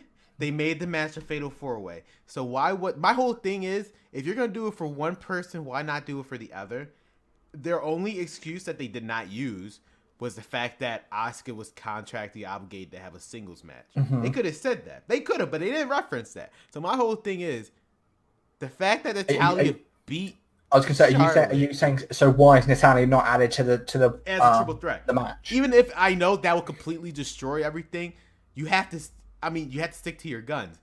None of the other three champions lost, and even if they did lose, they had repercussions for it. AJ Styles, for example. Well, the argument I'd have for that is that because obviously WWE logic dictates that if you pin the champion a certain amount of times, you get a title shot. Usually it's two or three times. However, in those circumstances where that does happen, the champion does not have a challenger already. In this case, obviously, Asuka is Charlotte's challenger for WrestleMania. But the thing that's the difference I see in this. But I would agree with you, but they press was proven to be false. Styles already had 4 other challengers at Fastlane, and because Cena beat him, he got added into it. The same thing with Randy Orton. He already had Bayreuth and Jinder. Once Rusev beat him, they added him to the match. So again, that's a slightly different situation because it's already a multi-man match. And you are right. That's why I said the argument. My whole thing is they should have acknowledged that fact, because when she won, I sat here and well, I guess it's gonna be a triple threat then, because otherwise it made no sense for Natalya to beat Charlotte if you weren't gonna make a triple threat. Because even though I know realistically they would have never done that, but my whole thing is, why did you even make Natalya win in the first place? It made no sense. I can tell you exactly what the point of these two matches have been. Liz Morgan again or somebody for these in the past. Kill time. I can tell you why. I can tell you the point of these two matches against Natalya. It's obviously been to tease the card cash in. True. And yes, that could have been done against someone like Liv Morgan or Ruby Riott, but to me, they could have done with anything else, but you chose Natalya. Yeah, here's the thing. I can understand why, because obviously when Charlotte was first brought onto SmackDown Live, Carmella and Natalya were both part of the welcoming committee. Yes. So, and there's throughout the year up until still now, there's essentially a sisterhood between Natalya and Carmella. Yes. And by standing on each other's side. So I get that. In which case it's like Natalya, because the title's not on the line, they didn't use it in these matches, but there might have been a chance where she would have helped Carmella win the match to win the SmackDown Women's Championship, and then after Charlotte's rematch, then now it demands a match with Carmella for the title, saying, "Look, I helped you win it. I deserve a shot." And you know what? You're absolutely right. And I do agree with you. Realistically, if Natalya would have beat Charlotte or not, it wouldn't have changed the whole Asuka Charlotte thing. My whole thing is they should have established that, because again, if they're holding, my whole thing is with the women, if you're trying to hold the women in the same standards as the men, then why didn't the same repercussions happen to Charlotte that happened to both Randy and Styles? Both of them were on the same show, where it's they lost, they had to face the repercussions of the fact that they lost. Yeah, I absolutely. So that's just my thing. If they would have mentioned specifically that Asuka is guaranteed an obligated one-on-one match at WrestleMania, okay. But since they never established that rule, it just made me. When I saw that match 2 weeks ago, I was like, either this makes Charlotte looks dumb, or this is clearly into a triple threat match. And since it didn't lead triple threat match, my question is, why the hell would you make Charlotte lose in the first place? Yeah, I get that. I get that completely. But I do agree with you with the point where there was an already established storyline with Carmella and Natalya. I do agree. And they're trying to play off the whole Carmella Cashin thing, but they could have done it with anybody else. They could have just made Liz Morgan job out to Charlotte or Sarah Logan again. Like they could have, again, just like how they could have chose anybody else to be Dana Brooke's partner instead of Asuka. Mm-hmm. That's just my whole thing. It was other ways of them getting to this point if they really wanted. Yeah, as I said, Carmella cashing in. As I said, I completely agree. The only thing I would say is, as I mentioned, the whole thing regarding the history between Carmella and Natalya would be the only reason. The only thing I would also say in regards to that match is, not in regards to that match, into the match coming up to WrestleMania between Charlotte and Asuka, I really like the fact that in the promo package they've used the Charlotte's spike natural selection on Sarah Logan. Yeah, that was a beautiful. That's the one spot. Take. That was a beautiful shot too. As much as I criticize Sarah Logan for not being like on Charlotte's level, she showed that really, really well. It's like who was it? I think was HBK. Whenever he took the stunner, he'd like end up rolling onto his head. Exactly. That's just amazing. It's just the way you sell things to put other people over. However, while we're on this topic, and again, still least my prediction at WrestleMania, I would like to point out that the New Orleans building that's going to be hosting both Raw and Smackdown. Now, again, what I find interesting about this wasn't a previous advertised thing. They literally put this up 2 days ago, and I can actually send you the link if you want to see it. Mm-hmm. For the advertised, now, they never confirmed this was a dark match or whatever. What I find interesting, that the advertisements for SmackDown, they have 2 big matches. They have AJ versus Nakamura for the WWE title. That could easily just be a dark match. Yeah. The one that just puts out to me is Charlotte versus Carmella for the SmackDown Women's title. I'm just saying. I'll tell you what that is. Why put the Money in the Bank winner into a championship match where she doesn't have to be in a championship match in the first place? That's all I'm putting out there. I get that, and also, but what I would say is in response to that, it's similar to what they've done with the Hardys versus Cesaro and Sheamus, that kind of thing. Is that they're an advertisement out there? They're putting it out because they always state kind of subject change. So they're saying, oh yeah, for now, such and such a champion, but at WrestleMania. That's my thing. They could have put Ruby Riott. They could have put Natalya, but they put Carmella out of all people. Yeah, I guess maybe I'm just again speculation. I'm just saying, and to coincide with the fact that they for the first time in a year they released a new Carmella shirt right before WrestleMania. I'm just saying, something's clearly happening at WrestleMania that he's not telling us. No, I mean, I think my argument to that would maybe be because in storyline terms, perhaps this is just a storyline, so it can be complete. I might be talking out my ass. It could be the fact that Charlotte's like you know what, after WrestleMania, like she's obviously got the instruction that she's going to retain this title. Like after WrestleMania, once I've defended my women's championship, I want to face Carmella for daring to attempt to cash on me twice in the last 2 weeks. And you're right, and they can easily establish that, and you're absolutely you're not talking out your ass on that one. You're absolutely right. They can easily somehow do that because that has happened before, where the Money in the Bank holder, case in point, I think it was Seth Rollins. He competed for the WWE title at the Royal Rumble, despite the fact that he was the Money in the Bank winner. Yes, so in the triple threat. Yeah. So you are right. It could be there is no reason why they can't do that, but I just find it interesting that you could have had a higher caliber superstar like Natalya or Ruby Riott over Carmella in that advertisement. Well, also the other thing is the Carmella they wanted to build up because obviously she's got the Money in the Bank, and Carmella is definitely someone who is improving in the ring and could definitely one day using that money in the bank will probably lead a locker room because she improves. Oh, yeah. In my opinion, she improves week on week. Yeah. And her promise on point. Finally gotten comfortable, and then now, yeah. So we had Rusev versus Jinder Mahal. Rusev Day. Yeah, Rusev Day. I feel like, again, usually the person who has the upper hand the week before the pay-per-view usually loses. So the fact that Rusev won tells me he's not going to win at WrestleMania, but you never know. I think this is a red herring. I'm just saying, Rusev winning. Yeah. But the thing I like to that is it's usually that whoever has the upper hand between the champion and his challenger. This is between just two of the challengers. Yeah. And that's the thing.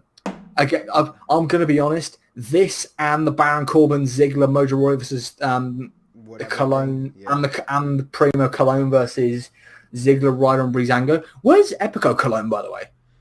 I'm assuming he has to be injured. It made zero logical sense why you would have Primo and not Epico. They could have easily just did Primo and like screw Mojo Rawley. I get why they had Mojo Rawley because of Zack Ryder, but it's like, what was the point? Let me look. With that being said, let me look at the roster. For fuck's sakes, they could have put who on there in that match? While you look at the roster, I just want to say, God, you've got to feel continuously bad for Zack Ryder. Like he gets constantly injured. He comes through his entire time. He ends his tag team with Mojo Rawley, and then what happens? He, for the next 6 months, essentially, gets chucked in matches that feature Mojo Rawley with no payoff, with no seeming way out of this feud. I see the reason why Primo was added, because if I'm looking at the roster, the only other person they could have put in this match, which they wouldn't have, would have been Sin Cara because he's a face, but who fucking cares?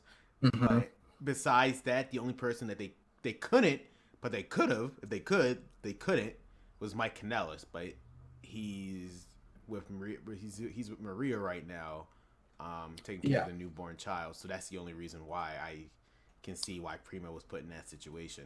Wow, Mike Kanellis putting Miz in the dust as Miz being a bad father. My God, right. He's actually at home. Yeah, it's like Miz is wrestling at WrestleMania. It's like, what was it? Only like 2 weeks ago or something. Marie's giving birth, and Mike Kanellis is with his wife with I think like unborn child or some shit. Yeah, it's like Miz showing up Mike Kanellis. We had the Kevin Owens and Sami Zayn thing. Honestly, the whole segment, the whole part where Kevin and Sammy were talking about like the great advice that Brie had given to Brian. To follow your dreams. Yeah, I was expecting Brian to run down to ringside and try and beat him up. It's like, how dare you patronize my wife? That kind of thing. I thought that was going to happen. Honestly, that would be the closing angle towards the show. I feel like if anything, they would have made sure Dan Bryan did nothing to WrestleMania. Not because they're afraid for him. I feel like they wanted to let the audience just wait to see Darren Bryan do anything. I feel like the only reason why they made Darren Bryan do what he did 2 weeks ago was just because the news came out that he was cleared. The news would have never came out that he was cleared, then I think they would have saved everything Darren Bryan was going to do until WrestleMania. Yeah. Just quickly, have you seen there's a video that was posted a couple of days ago of Bryan warming up, doing his back for the first time. Yeah, it's like, it's those who are wrestling fans may not have seen it. It's one of the most heartwarming things ever to see this bloke who genuinely loves professional wrestling get back in the ring, do the flip and go. Get to do what he wanted to do for how many years now? You can see in his eyes that he's. To me, I could see that he's almost welling up. He's like, finally, I'm back in this ring. I can do that flip, and I'm ready to go for WrestleMania. That's one of the most heartwarming things I've ever seen. And then you had the main event, which was AJ and Nakamura versus Benjamin and Gable. Again, the thing is with this is I skipped the the problem is with these highlights when they put them on YouTube, I mostly just skip most of the matches because I mean my thought is always they're going to be TV quality matches, like they're going to be at maximum good, not unbelievable. No, but if you would have saw Finn Balor versus Seth Rollins, you could have said that was a pay-per-view match because like that was actually a very good match. I feel like that could. No, well, that's what I'm saying is that like that match, that kind of match, or going back to the Raw after WrestleMania 23, I think it was, with HBK versus Cena. John Cena, that could have been. That breaks the thing, but it's just the thing of like it's just I have to take time out of my day to watch like the match through, and obviously it doesn't come onto the network until a month afterwards. There's no way I can get it on repeat on my TV box. It's just like, so I just avoid the match. But I got you. From what I can see on the WWE.com thing about SmackDown Live, Shinsuke's cowering in front of AJ as if like, I don't know, he's going to kick him in the face or something. No, because so the story was after the match when obviously AJ won. Nakamura staying in the ring, just like taunting AJ while Benjamin and Gable. Well, Benjamin specifically attacked Nakamura. AJ looked like he was going to help him, but Nakamura again showed he didn't need his help. He kicked Shawn out the ring. As Shinsuke was turned, Styles was setting up for the Phenomenal Four, and it looked like he was about to execute it, but then he obviously stopped himself midair. Yeah, and that's why Nakamura is like this, because he was prepared for the fact that he's about to get hit for the Phenomenal Four, but obviously it didn't happen. Mm-hmm. And then Nakamura patted him on the head, just like what he did. We mentioned it earlier about we hope they give them 40 minutes. I'm really hoping we get a match similar in quality to their match at Wrestle Kingdom in I think Wrestle they're Kingdom 11. Try to do it differently this time. But in similar in quality, I want that. The one thing WWE hates to do is copy. So with that being said, it's gonna be the same situation. Yeah. But no, it's gonna be I think it's gonna be a similar situation with Balor and Styles, where it's like they're gonna give them as much time as they need. So I feel like this is the only match that's not gonna be tainted by time. Yeah, they have all the time they want. This is like their selling point in terms of matches. In terms of spectacles, they have Ronda Rousey and they have the whole Brock Lesnar shebang thing. But in terms of an actual, there's always that one match that I come to in terms like there's always that one match at WrestleMania where it's like, even if it wasn't the main event, you look back and say, yes, that was clearly the match at WrestleMania. Like, no, what I meant by that is similar in quality, because the match that AJ and Nakamura had at Wrestle Kingdom 11 was incredible. I'm hoping they have something like either similar in quality to that or even greater and get it close to something like. I'd love to see. Let's not forget that wasn't the main event of Wrestle Kingdom. No, what I'm saying is I'd love to see them either get close to that or beat it and try and get close to like Kenny and Omega and Okada. That would be absolutely unbelievable. And here's Ron with his KO Mania 2 shirt on. Yep. So let me add Ron right now. Give me a second. Ron. All right. What's up, Ron? All right.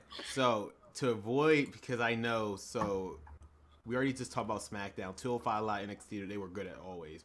So we don't have to talk about. I mean, well, first of all, actually, before we do, Ron, since I haven't had your opinion on it recently, both you and Black Area, what is your thoughts on how 205 Live has been in the past couple months? Whoa, Ron, you go first.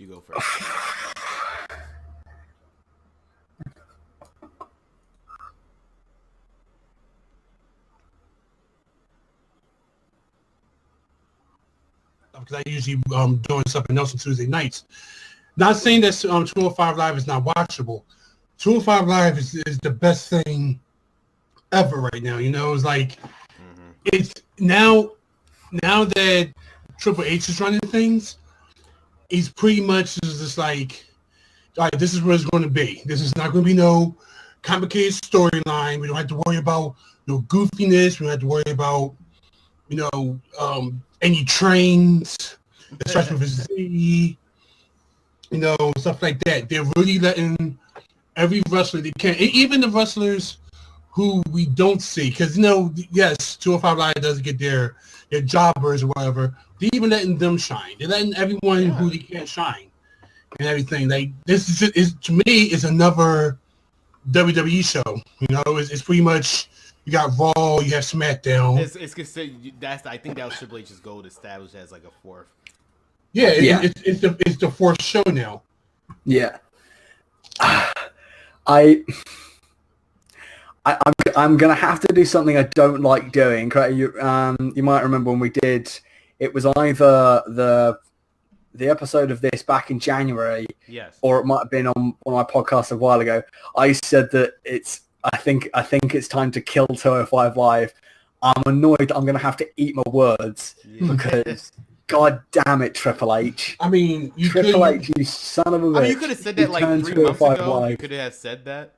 No, it was either 3 months ago or 6 months ago. But I said I think it's time to kill it, and God damn it, they've turned it around like that. I mean, the introduction of Rockstar Spud as Drake Maverick as the GM has helped immeasurably, and that's what started it. And then you sit here like, okay, and then after that. Mm-hmm.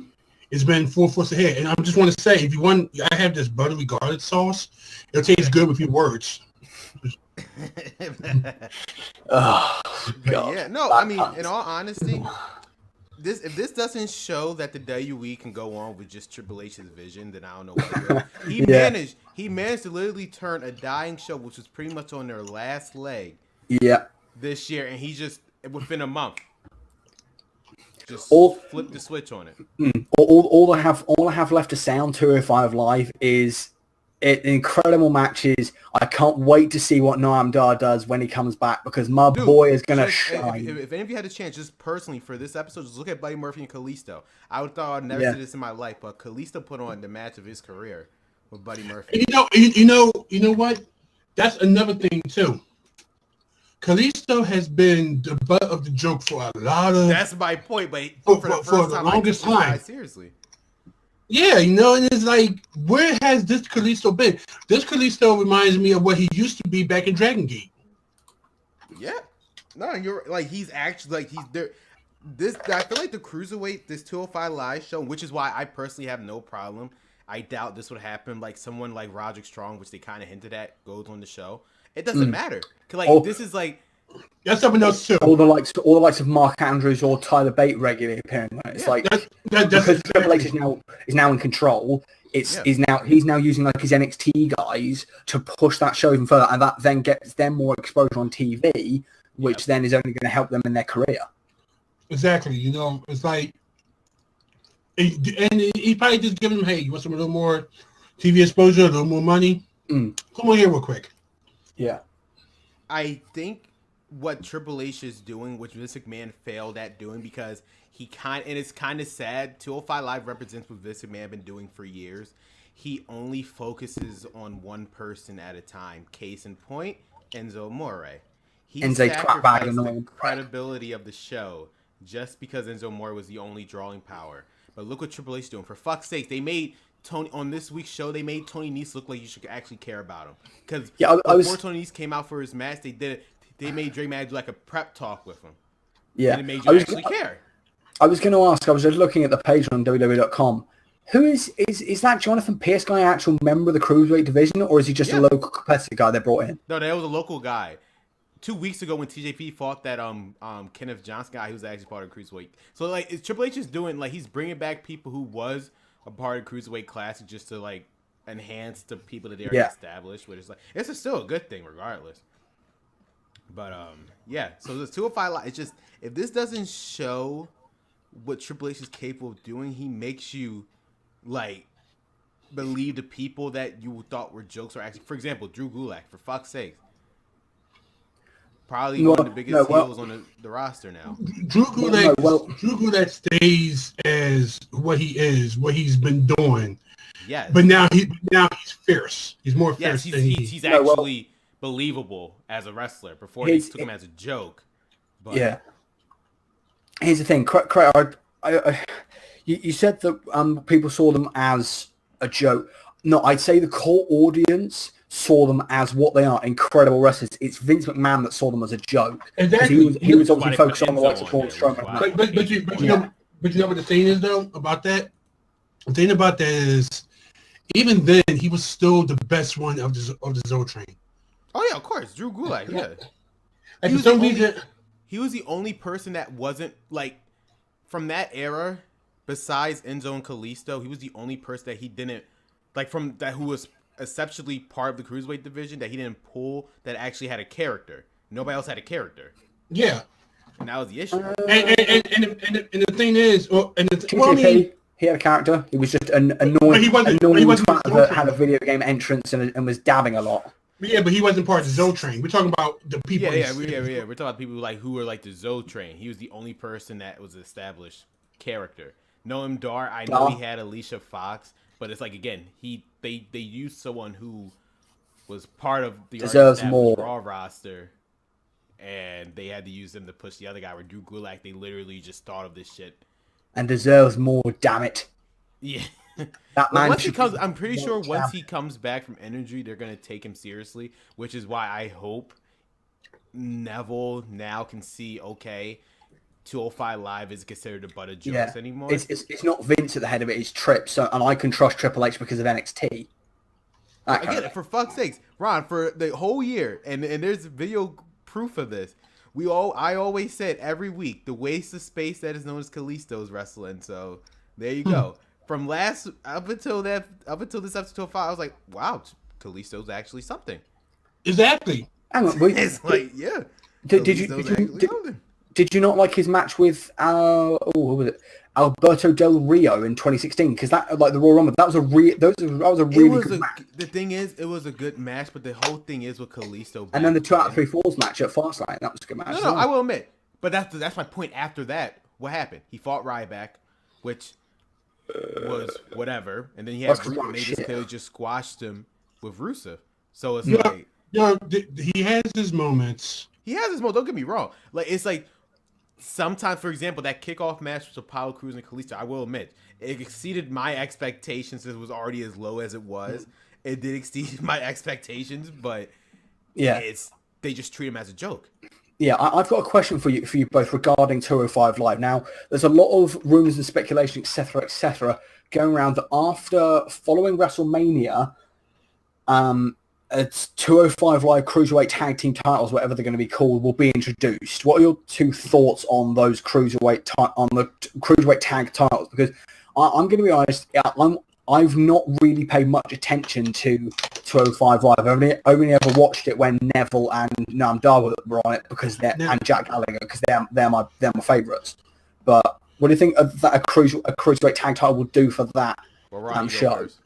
I think that the first thing they have to do is they have to bring in more tag teams because and not saying that they don't have tag teams, but the past couple of weeks, even though every single week they put on a good match, but right now the only tag team in the in 205 Live is the Luchadors. The Luchadors and Hideo and Akira. Yeah. Mm-hmm. So the Japanese and the Mexicans. Yep. Yes. So since we're playing that card, so we have to. So go ahead. So I was going to say, so for them to make if they're going to do this, they have to bring in some more tag teams into this, so or they just can have or some more guys, so they can have an established 205 Live tag team thing. Division. Yeah. I mean, because there is obviously, there's guys like Fabian Eichner and Raul Mendoza and that lot down in NXT who were part of the Cruiserweight Classic. So I guess the whole thing would be bring them up along with guys like, I can't remember, something Size from the Cruiserweight Classic, the Chilean guy. The Singh brothers. Well, that's just... Yeah. Well, I can see that because we don't know what they're going to do with Jinder Mahal anymore, so... Mm-hmm. Well, one, you got to remember, the other Singh brother is injured. Is injured, I was going to say about he ain't coming back to probably at least SummerSlam. Well, my thing with that, if this was still under Vince McMahon's reign, I would say this is the most terrible idea ever, but I would like to believe Triple H knows what he's doing. Because if you haven't noticed, even though they have made zero reference to it, they have been establishing a tag team division. As you said, Ron, they have the Lucha House Party and Akira and Hideo. They've been purposely advertised them as like who are the better tag team between these two. So what I think is going to happen is after WrestleMania, Dave Magic going to say, okay, I've been seeing the situation going between these two. So we're going to have a match between these two one more time. But this time, and then they reveal the NXT to prove once and for all who are the better tag team. They reveal that way. And in terms of teams, well, we kind of already have some teams established. They're just not here. For example, Brian Kendrick and Jack Gallagher. Yeah, they were a team, but just one of them is injured. I'm pretty sure if Brian Kendrick is good to go, that's gonna be a team right there. I can personally see Oni Lorcan and Danny Burch if they decide to use those two. That can already be a team because they're both cruiserweights. I can see that. So like they have teams. If anything, they have them ready to go. I feel like Triple H, and like he's been purposely like he established who are your singles wrestlers and who are your tag wrestlers. So I see that happening. Like for your singles guys, you have Buddy Murphy, you have TJP, you have Sega Alexander, Mustafa Ali. Yeah. Come back, you have Neville. Those are your core 5 people you should care about in the he's always division. You already established these people. Yeah, that's the one thing about Triple H, especially when he's control of NXT. As you were saying, he's very, very good at clearly laying out who your singles guys are and who your tag guys are. So in NXT, it was like, for your tag guys, you've got American Alpha, you've got the Revival, you've got, we'll go back even further, you've got the Ascension, you've got Enzo and Cash, you've got Buddy and Blake and Murphy, etc., etc., etc. Singles guys, you've got Balor, Hideo, and Owens, and Zayn, etc., etc., etc. Yeah, so it's like, that's why I think we're gonna have a good, since I'm pretty sure there's gonna be NXT call-ups after WrestleMania for all 3 shows. Yeah, but you know what? Since we sort of on this before we, where y'all at right now? Y'all say I told myself the second you show up, we're gonna do the prediction because who knows how long we're gonna do it. But can I quickly? Oh, you go ahead.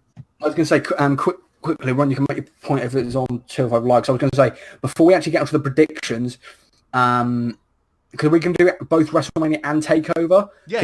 We're going to do I always say WrestleMania, but if it's the TakeOver, I was going to talk about TakeOver. I was going to say we can get to the point in a minute. I was going to say what our thoughts are on TakeOver. You got fucking Giant Gargano and Tommaso Ciampa. I was going to say when we get to it, we can each say our opinions on the look of the new North American Championship. Okay. I was going to say. Now with that said, all right. Well, since we're going into, how about this? Since I am talking about it, I'm gonna go into TakeOver. NXT into TakeOver. Who do you think is going to be called up from NXT? Okay. So Black, you go first, and Ron, and I'll go last. So Black, you go first. God, that's really difficult. Because I'm gonna say this now. I don't want anybody to go up this year. I feel like me either. Well, I think the two main rosters are too packed. Yeah. No, Black, go ahead. The only thing I was gonna say is the one thing I will say, and Triple H said it himself. It doesn't matter if Vince McMahon wants them, he's gonna take them. Case in point, why the hell is Liz Morgan and Sarah Logan on rosters? Yeah, right now. So it's like it doesn't matter if Vince McMahon sees them as someone he can use, they're going to use them. So yeah, what I was going to say is I think maybe the only ones I could really think of are maybe Ember Moon. Yeah, and getting called up. Yeah, Andrade Cien Almas.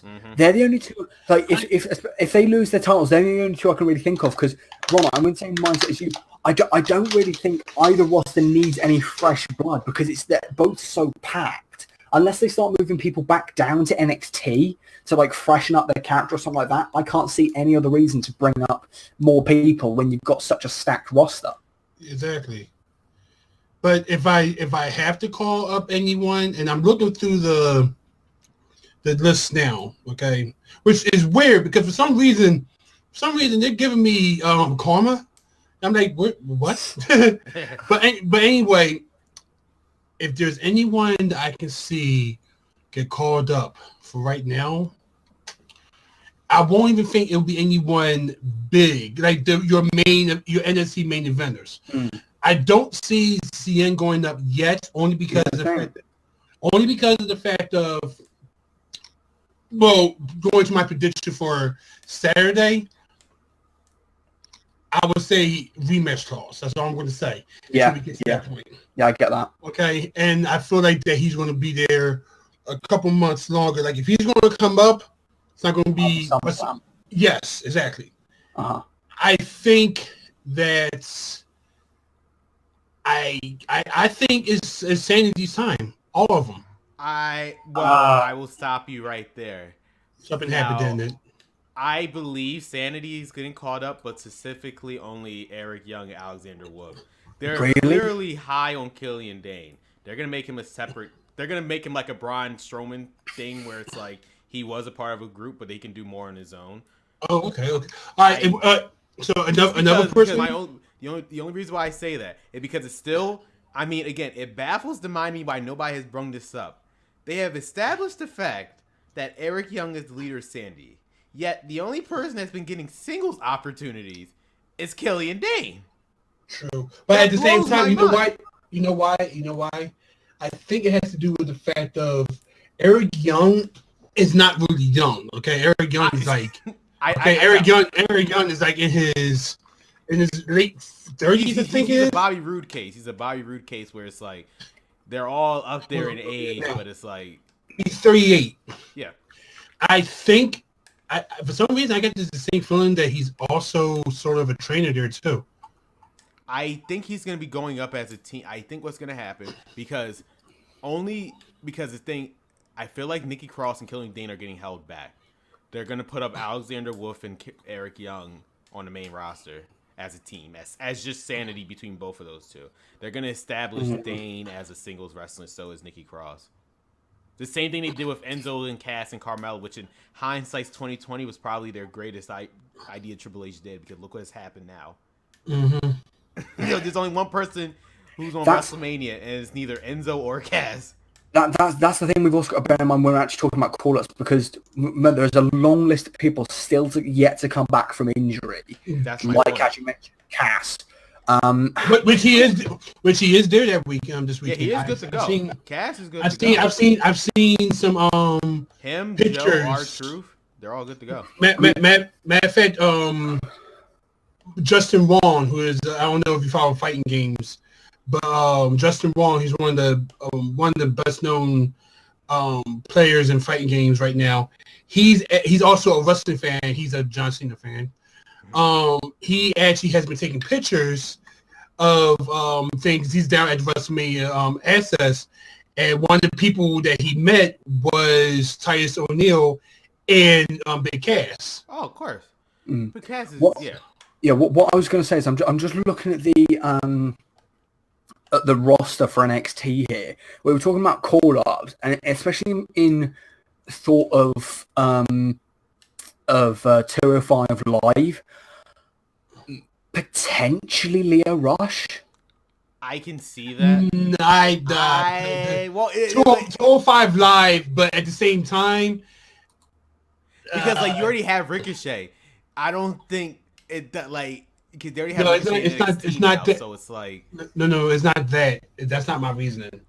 My reasoning is because he's still sort of in hot water. Yeah, okay? I know. After the whole amateur he I don't see him. He's in the limbo right now. Like, if he's going to be on TV, you're on TV to get your ass kicked. Other than that, do these sit-ups real quick. Which is why I said you probably for 205 Live only be like only Lorcan and Danny Burch. Probably just to establish a tag team division. But to be called up is a privilege. Yeah. And I don't see Leo Rush getting that privilege right now because he's still in the doghouse. I mean, for what he did, you know, he's still pretty much in the doghouse. So I don't see him getting called up anytime soon. And if he goes on TV, it's when you rarely see him on TV. I know. And so if he goes on TV, it's to get his ass kicked. Okay. Yeah. Sorry to cut you off, Sharps. I'm just looking at the women's roster for NXT. Maybe it has to be Billie Kay and Peyton Royce. It has to be. No, I'm just thinking because personally, I would, as I said earlier, I would keep Peyton Royce and Billie Kay in NXT until SummerSlam. I don't think they are. They're getting caught up right maybe after. Someone like Lacey Evans. Maybe the problem is. Because the problem is that women's division is so it's reasonably thin, and as I mentioned earlier, there's still the likes of Nixon, aka Stephanie Newell, to debut, There's, I think Zach Gibson recently signed for the British Independents. But like Xavier and stuff like that are also look at it like this. Okay, when you look at it in my perspective, you'll see why I think Billie Kay and Peyton Royce are getting called up. You're gonna have Shayna Baszler pretty much is gonna be their main focus besides Kairi Sane. As Shayna Baszler as your top heel, realistically, what the hell are Billie Kay and Peyton Royce? Joseph Coffey, Jesus Christ. Sorry, I just realised that Joseph Coffey's also now. I've actually thinking about it. I'm with you. Billie Kay and Peyton Royce there with Shayna Baszler. If you're gonna stab Shayna Baszler like nobody can touch her heel, what the hell are Billie Kay and Peyton Royce gonna do? Nothing. They can't touch her. So what? No, what? Like, that's why I just can't fathom them. They have done nothing for months. The last time you seen Peyton Royce was the TakeOver War Games. Yeah. Both of them. You haven't really seen them after that. That was in November. I'm just thinking because you might be right with Killian Dane. Is that maybe because I'm thinking maybe the reverse for you. Yeah, I was thinking that maybe Sanity stay in NXT. Killian Dane moves up because to replace him is a guy called Joe Coffey, who's an absolute monster. He's essentially I know exactly who Joe Coffey is. He's around the same kind of size as Killian Dane, but he's a little bit more athletic. Look him up. Listen, the one thing I can say about and also Keith Lee maybe. So the one thing I can say about the British and everything, I dabble in British strong style wrestling, but Coffey, Jesus Christ, Jesus Christ. I think the one people now. This is the last one we're gonna do before we actually get into the prediction. I think the one people that we can definitely say are getting called up are the Authors of Pain. We can agree. Yeah.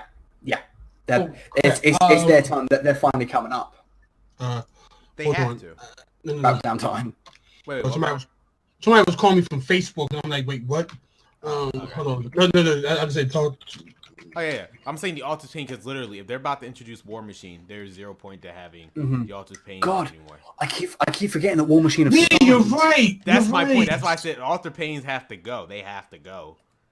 God, I keep forgetting that. Or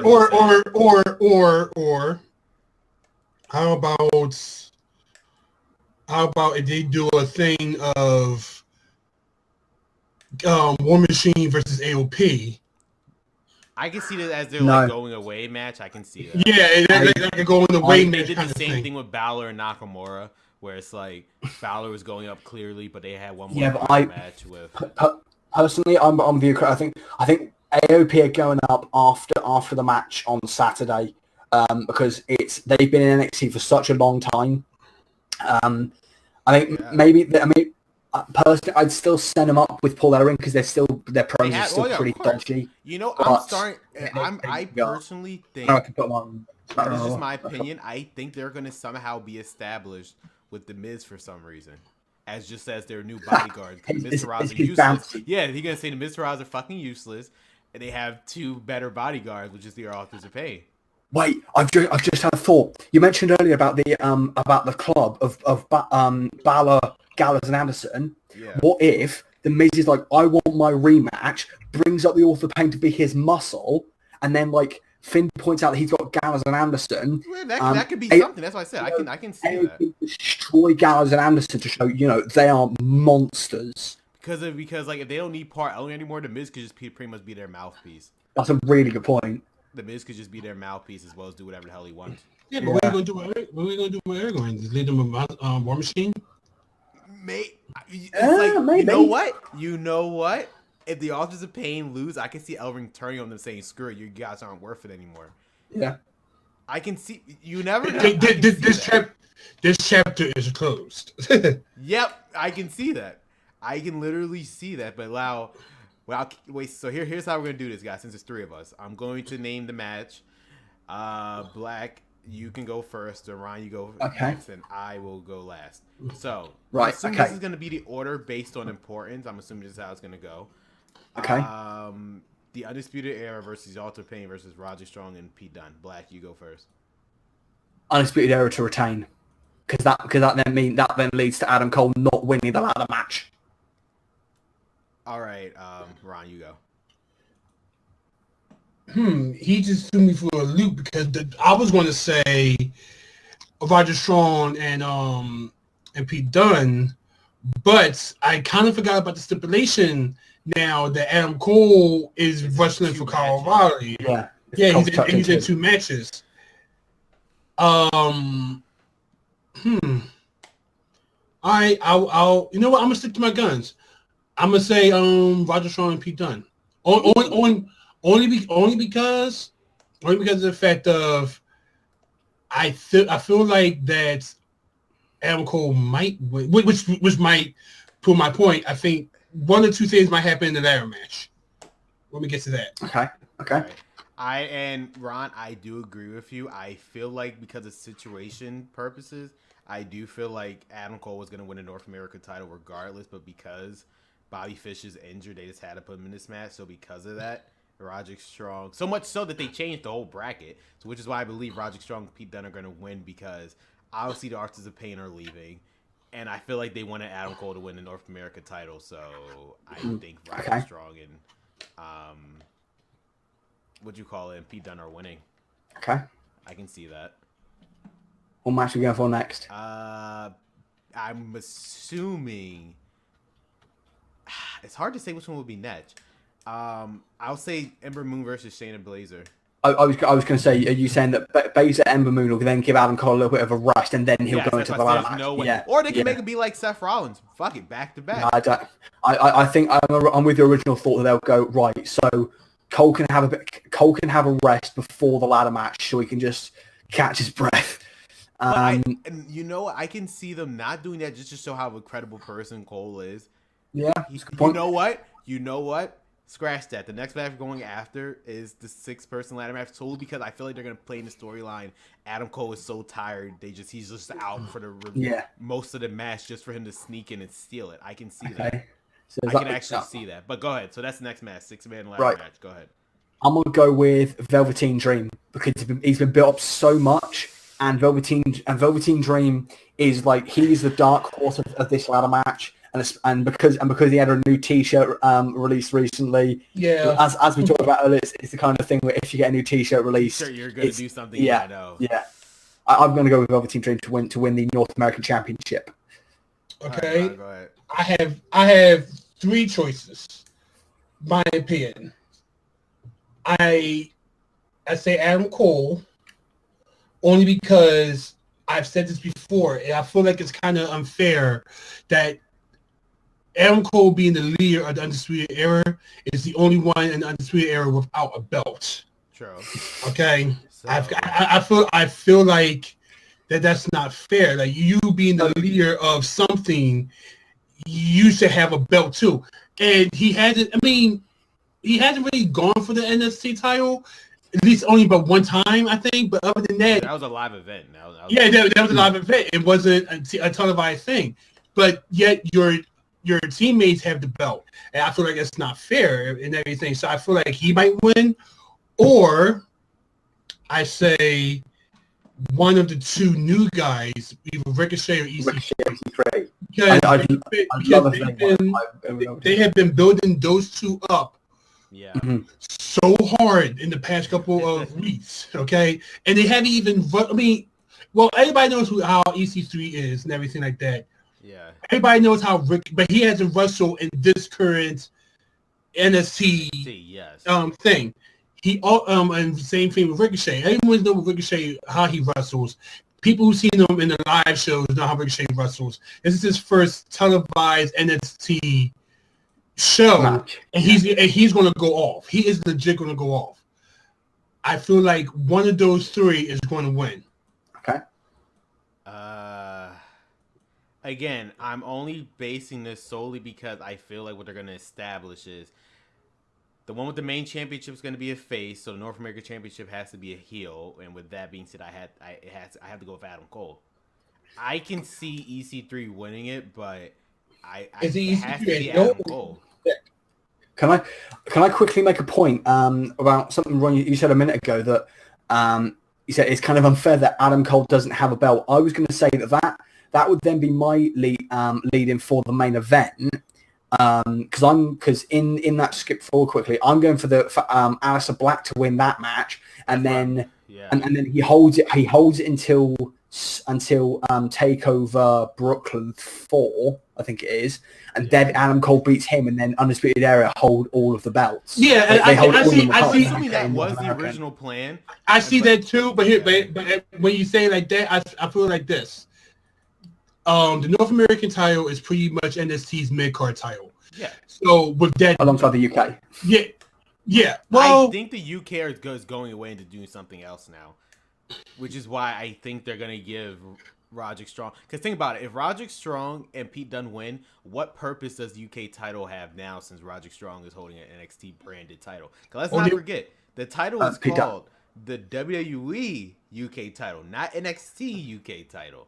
So with that being said, I can't see Pete Dunne doing anything else with the title in NXT because they also might try to keep it WWE bound, because with Pete Dunne being booked for all these shows and defending the belt, it's like, what's the point? Well, not just that, just like, what happens if he gets injured during all these other shows? Yeah, now you're saying that he might have to try the belt. Yeah. So I don't know what they're doing. The UK scene is interesting. I don't know what they're doing. He's a tough guy. He's from Birmingham. He can put up with it. He's done it before. But yeah, so I believe the next match in that order would then be Ember Moon versus Shayna Baszler. Yeah. So I'm going to go with Shayna Baszler to win the title, because I just think their continuous rise of Shayna Baszler on this pedestal, like especially with Ronda Rousey in a big match the next day, is going to be crucial, and it's going to like help show off the whole UFC thing, or the MMA thing. So Shayna Baszler is going to win the title, and that will lead to Ember Moon probably moving up to main. Yeah. Okay. I think that I'm going to be in the bathroom when this match happens. Hey. No, I went to NXT Philly. Yeah. And that match was boring to me. It was like the whole I'm gonna hold you in the arm bar. It literally, the only person that would probably enjoy that match was Chris Jericho, because of how long that arm bar was. Only for her to not win. Or some BS. The story of that. Remember, the story of that match is that Ember Moon managed to roll through and get a lucky win. Then obviously Shayna Baszler tore off the match. Yeah, and I get it. I just feel like they should have done it. There's other ways of going. I know there's other ways of getting to a point, but I'm assuming Ron that. Yeah. But if I have to choose,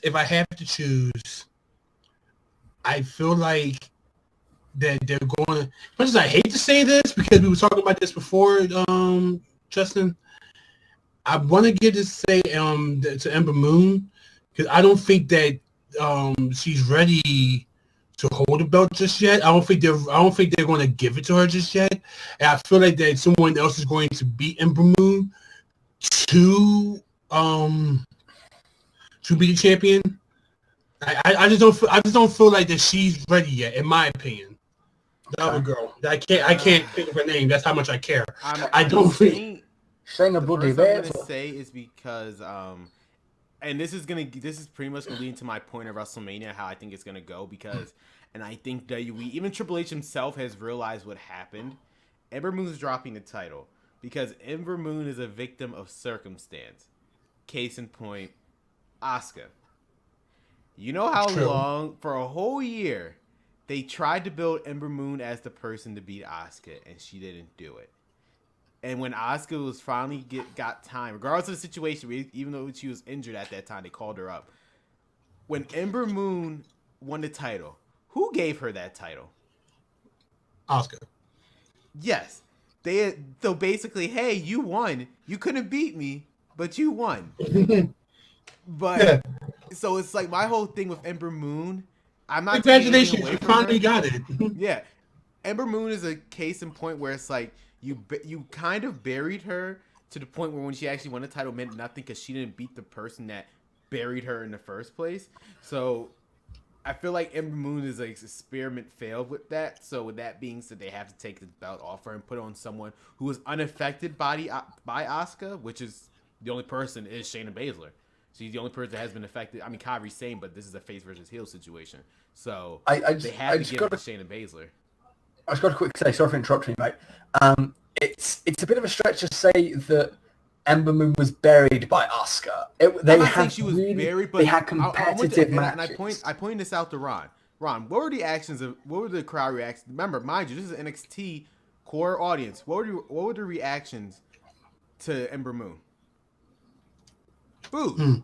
Up until booed. She got booed. Ever since she won the title, she's been being booed. And it's like, now prior to this, Ember Moon was getting mixed reaction with Asuka in the first place. So it's like, her winning the title clearly didn't do anything for her character, and it made the crowd. Somehow they made a perfect babyface person be hated, not even by their own fault. Like they didn't book Ember Moon as like this dickest person. They booked her as much babyface as possible, and now somehow the NXT crowd, out of all people, turned on Ember Moon because they just don't care about her anymore. Because it's like, wow, you won the title, but you didn't beat the one that you wanted to beat in the first place. Yeah, you didn't beat the person that everybody wanted you to beat. You kind of got it off of But that told me, that Fatal 4-Way match only told me, the only reason why Ember Moon got, so you're telling me that the only in a realistic situation, Ember Moon would never have the title had Asuka would have still been NXT. That's what you told. I think that's how. I'm not saying that he did this that Triple H did this on purpose, but I'm pretty sure that's how the crowd took it too, where it's like, that's how I think the title because this person isn't here anymore. Well, but surely then, this is WWE's fault. They didn't do this. But in that scenario, what should have been done is, okay, you've got a great story that she's been chasing the title this entire time, can't get it off of Asuka. Surely the best thing would have been for Kairi Sane to have won the title, and then Ember Moon turns heel and is like, remember, Kairi Sane got injured. So. Yeah, Kairi Sane was injured around that time. Hang on. What, the time of the Fatal 4-Way? Mm-hmm. No. I'm saying Kairi Sane got injured. Here's what I think the original plan was going to be. Asuka got called up due to her being injured. So it was like, all right, fuck it. It was going to be a Fatal 4-Way. Ember Moon was going to win that match regardless. But I do feel like Kairi Sane was eventually going to take the... Ember Moon was going to be served as transitional champion. They were going to get that title on Kairi Sane somehow, but because she got injured with TakeOver Philadelphia, which is the reason why I feel like the New Orleans match was going to be Kairi Sane versus Shayna Baszler, but because Kairi Sane got injured, they had to shuffle it up a bit. Just use Ember Moon. No, I'm saying back in November, like Survivor Series time. I'm saying that they gave it to Ember Moon because I feel as though Triple H is one of those people where it's like you just come in, you win a title. I don't think he established that with anybody. No, but that's what I'm saying. Or Balor.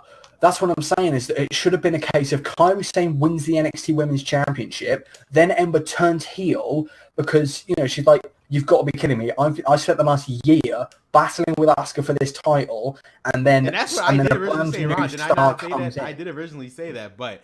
Here's the thing. I don't think Triple H. Here's what I think happened. I think they were getting Ember Moon the title. I don't think Triple H was expecting the reaction that Ember Moon was going to get after her winning the title, and it's because of that they're just taking the belt off her. I think they were going to turn Ember Moon heel by making Kairi Sane beat her, and then she gets irritated. How it's like not. It wasn't in terms of Rachel's storyline, but saying these people who are not established in NXT are taking this opportunity from me, and then she was going to turn heel. But because it's just like these big independent stars are coming in and taking my title, even though she came from the independents. But because Ember Moon got the reaction that she's gotten without any heelish move, I feel like they was like, you know what, the best bet is just to not even turn her heel. There's no point anymore because she's already. So it's like we're just gonna take the belt off of her, and we'll move with it from there. We're just going to take the belt off of her somehow now. I feel like Kairi Sane was going to take it off of Ember Moon and just a regular match, but now they're going a different route. Because let's be real. If Kairi Sane and Ember Moon happens right now, you know who's getting cheered, right? Kairi Sane. I feel like they wanted a mixed reaction between Kairi Sane and Ember Moon, but it was going to be obvious now that Kairi Sane would get cheered over Ember Moon. So because of that, and because of the fact that Kairi Sane got injured, circumstance made Shayna Baszler be in this position now, where she's just gonna come in, take the title, Ember Moon goes to the main roster. No, you see, I've got a feeling that once she gets, as I said, because I think she'll go in after WrestleMania. I reckon after WrestleMania she'll start getting the cheers again, because she'll be up against a new crop of competitors against whether she go on Smackdown and be up against the Riot Squad, and where she's got history. Oh yeah, of course she'll get cheered on the main roster, but for an NXT audience. It'll be another Bobby Roode, a reverse Bobby Roode. Basically, where it's like she'll get cheered as she was meant to be cheered, where Bobby Roode was supposed to be a heel, but they forcibly made him a face for some reason. That reason because of a scream song. Yes, solely because of that. But I do get your point, Black, where it's like it's just I can't fathom, because what Triple H does that Vince McMahon doesn't, he understands the fans. Yeah, he knows how to read the fans. That's the one thing. So with that being said, what is the point of keeping Ember Moon in NXT, where it's like, all this time we build her as a face where she's just gonna get booed? The same situation happened with Andrade, where he was meant to come in as a face. All right, he's getting booed. Fuck it, switch it. But with Ember Moon's case, she's done. After she loses the title, okay, Black, let me ask you a question. What do you think she's going to be doing after, if she would have stayed in NXT? What do you think she's going to be doing after that? She won't be in a high-profile match anymore. If she stays in NXT, and we go on the assumption that she wins or loses the title. No, I'm going on the assumption that she retains. I'm under the assumption that she retains the title. Okay. So if she retains the championship, then Alice said, they turn her heel, put her up against someone like Candice LeRae. Because Candice LeRae is the perfect baby face. She's loved by the fans. She's the perfect baby face to match up against a heel Ember Moon. And then you're making a brand new star baby face out of Candice LeRae, even more than she already is, and you're establishing a new heel. That's exactly my point. This whole time, Triple H has invested Ember Moon as a face. For him to do a complete 360 now, it'll just be a waste of Ember Moon's time. Just put on the main roster, let Vince McMahon do what he needs to do with her. Because it's the fact that he invested this time as her being this fearless babyface who was willing to stand against Asuka, and it's not working now. At least, and Andrade Cien almost is a different case, where it's like he was never really established as a heel or face when he first debuted. He was just this cocky guy, and it didn't help him. It didn't help him when he fought an over babyface like Ty Dillinger in his first match. That didn't help him at all. So let me put it this way: that when you say he's invested all this time in her being a babyface, I'll put it this way: Ember Moon at this point needs a refresh in her character. Correct? Mm-hmm. Mm-hmm. How do you refresh a character? How did The Rock refresh his character from Rocky Maivia? Turn him heel. Then the people love him once. They love him once again, like they did on his debut. And then he's forced to turn back face, and then they love it, and then they love him. So that's what they should do. If she was to keep hold of the title, turn her heel to then refresh her character, turn her back face, and then she goes up to main. But here's the thing though. There's a difference here between The Rock and Ember Moon. Number one, The Rock's male and the Ember Moon's female. No, I'm kidding. Yes. The main thing is you had to look at Ember Moon's character. Okay, Ember Moon is playing this sun goddess chick. Like if you really look deep down into what her character is supposed to be, she's some type of sun goddess. Some sort of like the dark moon gives me powers to make me do these type of things that she's doing. Mm-hmm. So how do you repackage that? What Ember Moon is she is in the same mold as someone like, not exactly like, but she's similar to someone like Booker T or Stone Cold. Let me explain. Let me explain. Because the thing is that Ember Moon is this strong, fearless babyface who will go through who will take whatever crap comes her way to please the fans and to get get her hands on what she wants, which is the NXT Women's Championship. Now, that's what her character is. The way you package that is you then have say if she, as we said earlier, we'll go on the assumption that she retains the title at NXT TakeOver New Orleans. She comes out on the next episode of NXT and goes, you know what, and or show glimpses of it throughout the match. Like she becomes slightly more she acts slightly more heelish, and then she comes out on NXT the next week and goes and begins, because it doesn't have to be an instant switch. It could be built over a few weeks. That's the beauty of NXT. It could be built over a few weeks, as she gradually starts to turn to the dark side because she realized, hang on a second, all this, and because they can use the crowd response in her favor. She said, hang on a second, I'm putting my body on the line. I'm doing whatever it takes for these people, and they're not appreciating it. And then she turns on them, and then use that as to prove things wrong, but then also employs cowardly tactics. And because what they can, because they can show that the desperation that she used in the match against Shayna Baszler to retain the title at NXT TakeOver Philadelphia, and show, hang on a second, that wasn't strategy. That wasn't ring awareness. That was just what's the word? That was just out of character. No, I'm trying to think of the word. This is just gone my head. It's like it was a split-second decision that she had to make, and because usually, I'm sure they could make it in one of her matches, in one of her title defenses, maybe in the one at New Orleans, where she holds onto the tights to hold down Shayna Baszler, and it shows that was done out of desperation to keep hold of the championship. If she does that, then I can see what you're going with. But at the same time, I just feel like that, to her to repackage her, it's going to take a good. And Ron, just manipulate it. This is the point I'm going to give it. Now we're not going to stay on Ember Moon too long. It is ridiculous. Yeah, we've been on her way too long than we need to be.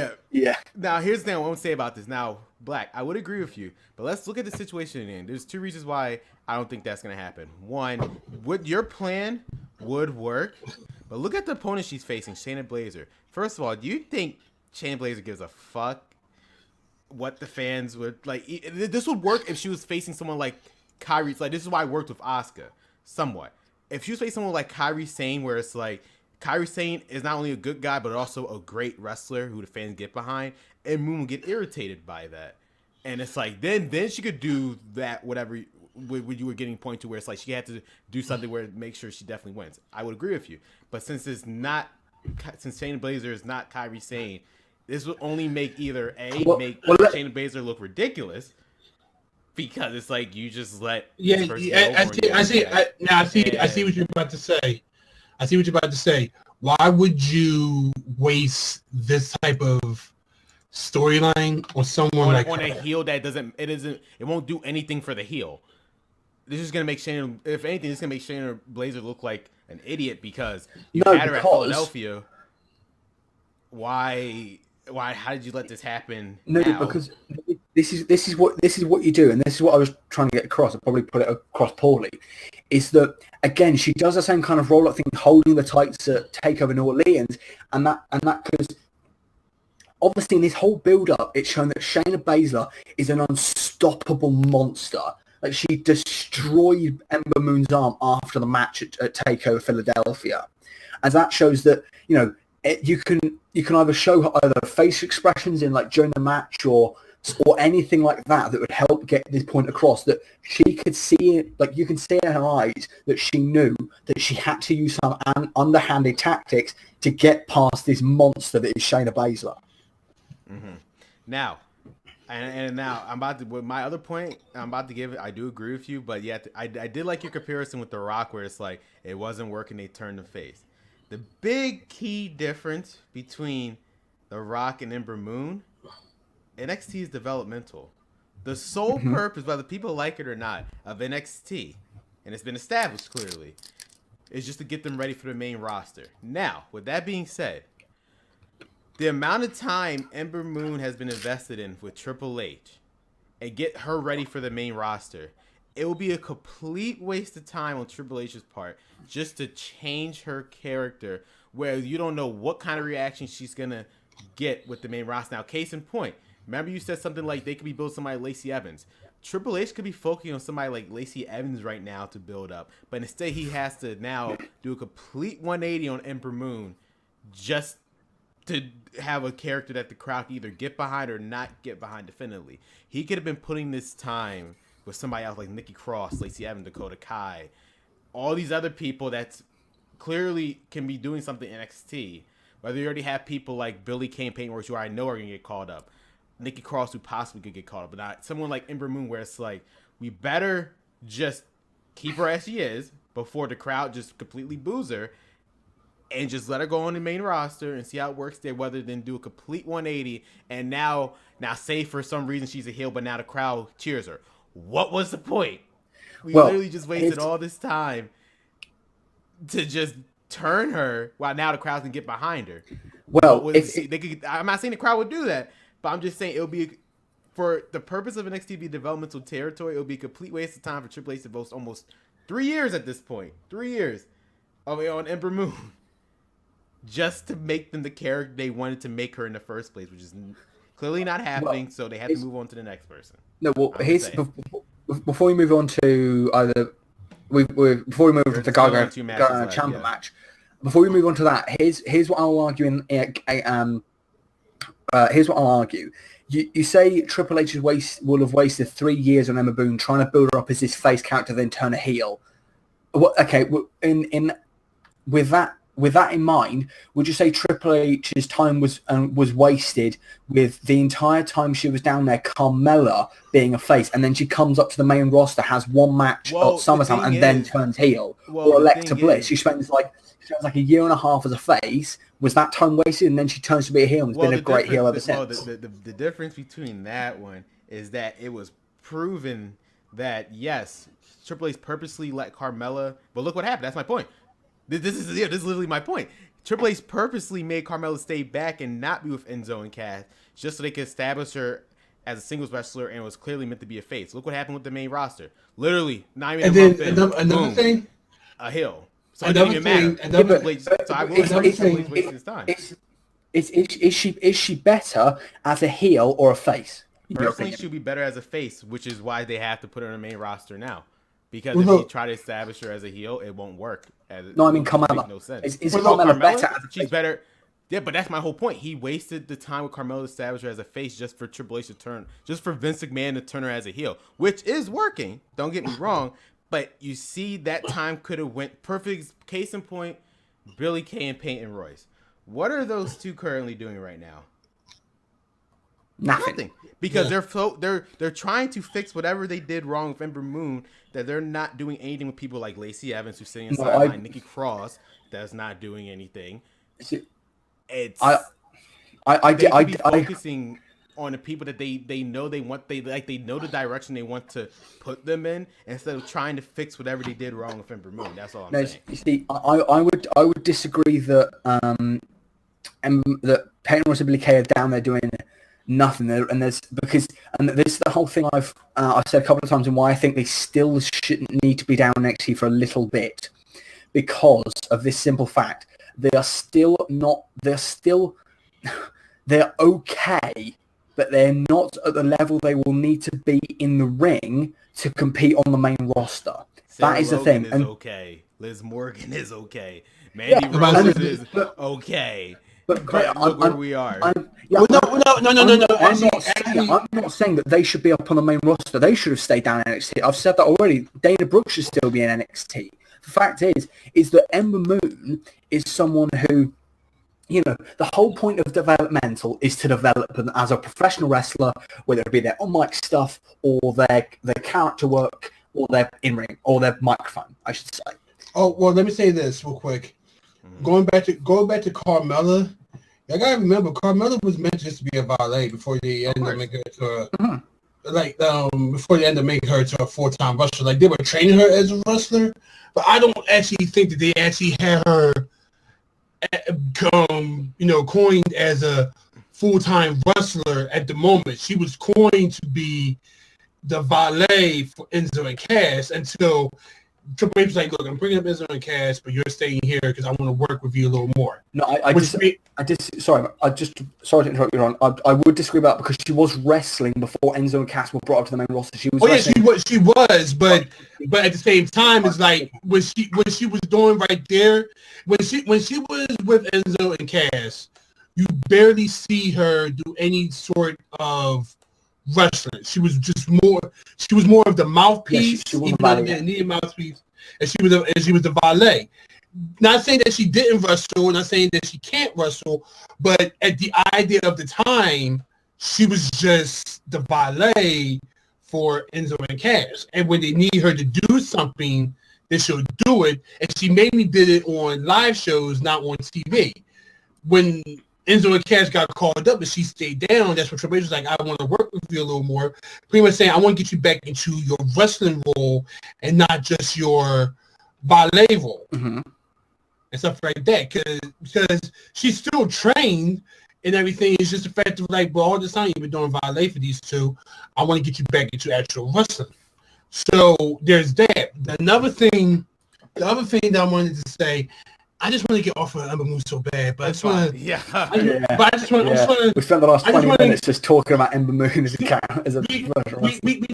We really put so much time into Ember Moon, more than her matches. We all put a lot of time in Ember Moon. Hey, Ember's good in the ring. She can put on some really good don't get me wrong. I'm not. It's just Ember Moon is a good wrestler. It's just the fact of that she's been put in shitty situations right now that she can't dig herself out of on her own. And now, just as she is right now, she needs help to dig herself out of the hole. I feel like the only way out is just for her to drop the title and see what happens in the main roster. And now the only other point I would like to point out before we get to the other two main events, finally get to on the champ. Yes, hurry! This gun I have is like really. It's just a case in point. What I'm saying is, Black. The same situation. Perfect example is Ruby Riott.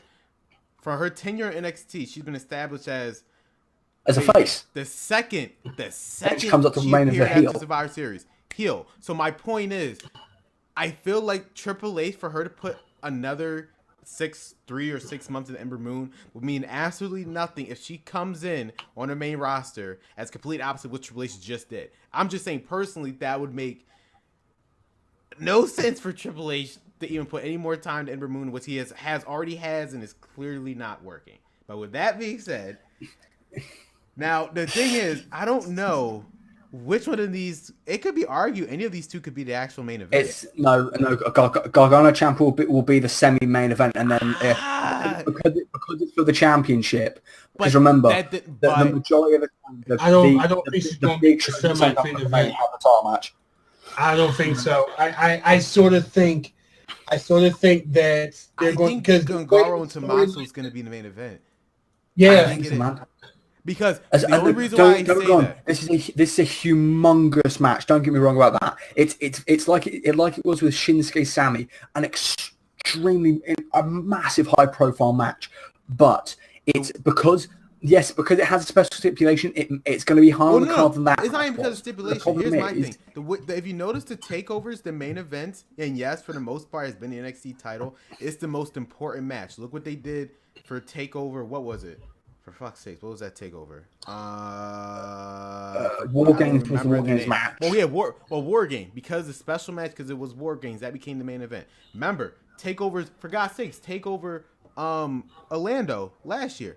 The main event wasn't even an NXT title. It was a tag team match. No, I swear it was Shinsuke. Chicago. It was Chicago. That's what it was. It was Takeover Chicago. That's what I meant. I meant Chicago. It was a tag team match with DIY versus Ultra Pain. That was the main event. Ignoring the fact that Bobby Roode and Hideo was a match. That was the main event. Same thing. I'm it's drawing a blank, but you know what I'm talking about. Sasha Banks and Bayley. That was the main event. I feel like what Triple H has been doing, the main event has been... Triple H doesn't...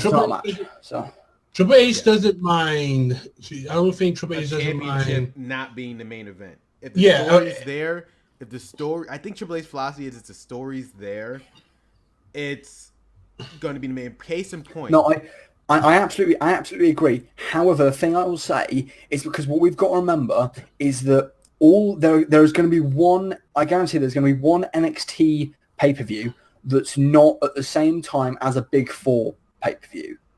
And on these Big Four pay-per-views, it's only ever and Brooklyn is the exception. NXT TakeOver Brooklyn, the original, was because they were co-main eventing. It was the next one where they were actually main eventing them. Which is Nakamura and Joe. Well, again, that wasn't on the same. That wasn't on the same weekend as a Big Four. That's what I'm saying. Is that Takeover War Games. Takeover as a War big the same week as Survivor Series. It was That's a War Games match. That's a speciality. That's not going to happen every year. That's not going to happen every year. The reason why I think that Tommaso and Gargano is the main event because not saying that the story of Alistair and Artemis is not good because it is. It's really good. But this match with Tommaso and Gargano, the fans that's what I'm about to say. Are sort of a part of this. The fans themselves are sort of a part of this because you got the fans. I'm saying this right now. When that match goes on, every single one of those fans is going to have the Gargano smile, the little facey thing they have. That's what I'm about to say. I can tell I'm not going to win this argument about this the way we do our predictions. I still maintain we'll do Almas Black first and then we'll do Ciampa Gargano, but I still maintain that because this is on the same weekend as a Big Four pay-per-view, it's going to be the title of the main event. Predictions wise, we'll do Almas Black and Andrade and Almas first. I'm going to say I see what you mean. Don't get me wrong, I get it because he's right. He's right on any other circumstance, but the fact of how this is a different circumstance. For example, WrestleMania 26. What was the main event? Undertaker versus Shawn Michaels. Why? Because that was the only match on that card that actually meant something. It was a year, almost. It was pretty much a year built to getting to that point with Shawn Michaels and Undertaker. So it's because of that. So three match WrestleManias in the past like two decades have had a non-title match. Because that match meant more important than the title, and I feel like Gargano and Tommaso established the fact that it means more than the title. I've already admitted defeat in this argument. I'm just saying. Actually, can I just say one last thing to put the nail in the coffin? Yeah. I'll put this match, the Gargano Tommaso match, as somewhat like Warrior versus Macho Man WrestleMania 6.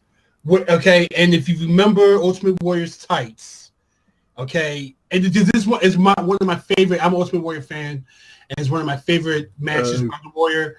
His tights, his jacket, and his tights has said it had Macho Man on one side, it had the Ultimate Warrior on the other side, and they're both grappling for the belt.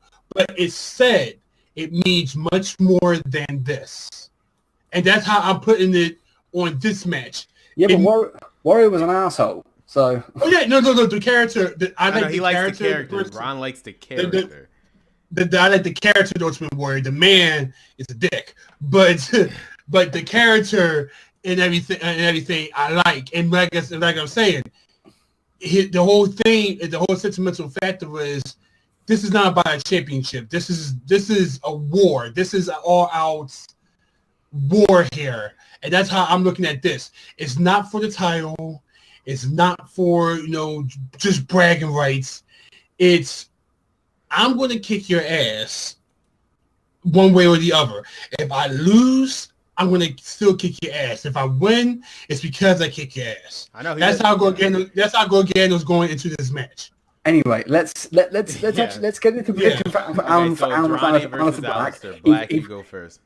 Even the creator said that Roman Reigns and The Undertaker was more important than either a title match at WrestleMania last year, which is absolutely wrong because Roman Reigns was shit.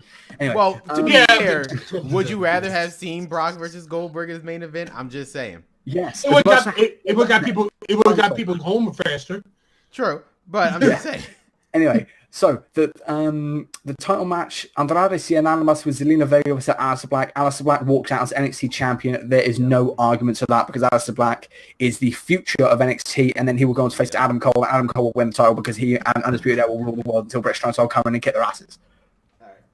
I everything he just said. Yeah, I know. I think this is the one match we always agree on where it's clearly obvious. I am a big fan of Aleister Black and everything. You should have saw me at NXT Philadelphia. I was the only one when he came out. I was the only one headbanging to his fucking song. Yeah, I think he's one of my favorite wrestlers.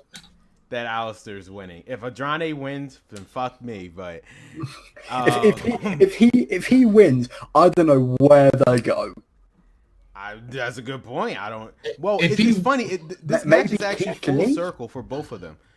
Aleister's Black's debut match was against Andrade, so it's like it's kind of come full circle here. Yeah, full circle for the title. But I got Aleister winning this. Yeah, I know. Me too. Aleister winning as well. Yeah. So 2/3 of the people in this podcast believe this is the main event. So Johnny Gargano versus Tommaso. I get it. We won't know. I get it. Anyway, one quick question. One question I have quickly before we get on to Ciampa Gargano. Do we think that Zelina Vega will be ejected from ringside? She's going to do something that's going to get her ejected. Yeah, that's what I mean. Do we think that, or she's going to play a part in this. She's going to play a part, but I think she's going to get ejected, but it's just a case whether she does something and gets away with it, or does something and doesn't get away with it. She might get away with it, but Aleister Black is going to kick out. Yeah. She's going to do something to get away for at least twice. Third time, that's when the referee's going to turn around, say leave. Or even the second or third time, she's going to do something. The referee's going to see it, or tell her to leave, and that's it. Or Candice is going to come out and chase her out again. And then then you might have to worry about that either. Anyway, so, I was gonna quickly say, correct. We said that the other person was going to stop the distraction, and we were wrong last time when we said about Drew Galloway. Yeah, I know, but it's sadly. Well, the thing is, please don't tell me Aleister Black is going to get injured. Please don't tell me he's going to get injured. I swear to God. Anyway, yeah, Johnny Gargano versus Tommaso Ciampa. Black go.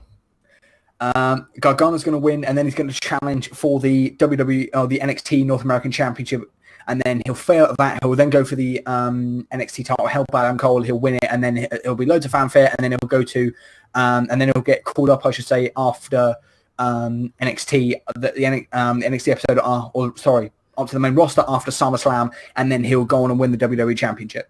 Sure. You're thinking way ahead. I'm just going to stop at NXT. I'm a fantasy booker. I look fine. You and him are fantasy bookers. I just want to think about tomorrow and then let everything else. How do you say how the wind blows? I just want to play like that. So just talking about tomorrow. You're looking for tomorrow, not next week. Not next week, not next month, not even next year. Yeah. I got Gargano winning because the good guy has to win. At least once. Like Jesus Christ. Gargano has been the butt of, for what, almost a year and a half ever since not just the losing part, but like he's been attacked by Gargano after Chicago. He's been used as a they've used him as a Tommaso, like the DIY shirts as a distraction.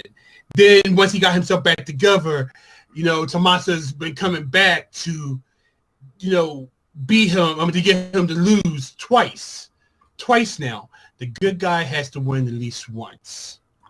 Now, what is he going to gain from this? Because they never really said that if he wins that he's actually back at NXT. Yeah, it does.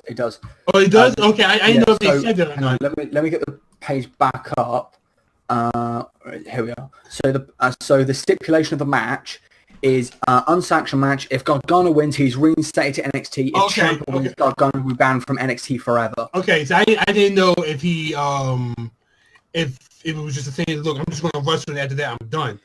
I didn't know that. So, but yeah, like I said, I feel like it's his time because, come on, he's been screwed so many times. Yeah. He doesn't have one. He's been given the rough for just the entire past 6 months, so he deserves it. I'm so conflicted because it's like, as much as it makes sense for Giancarlo Gargano to win, what would that do for Tommaso Ciampa? We have to think about this. Yeah. No, we have to think about this. We're so focused on Giancarlo getting his revenge. If he beats him, what can Tommaso Ciampa really do?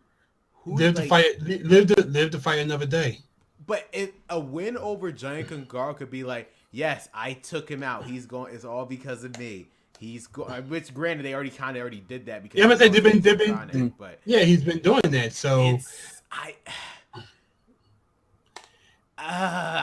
want to say Giancarlo Gargano, but it's the same reason why I said Giancarlo Gargano was going to win at Philadelphia, but it didn't happen.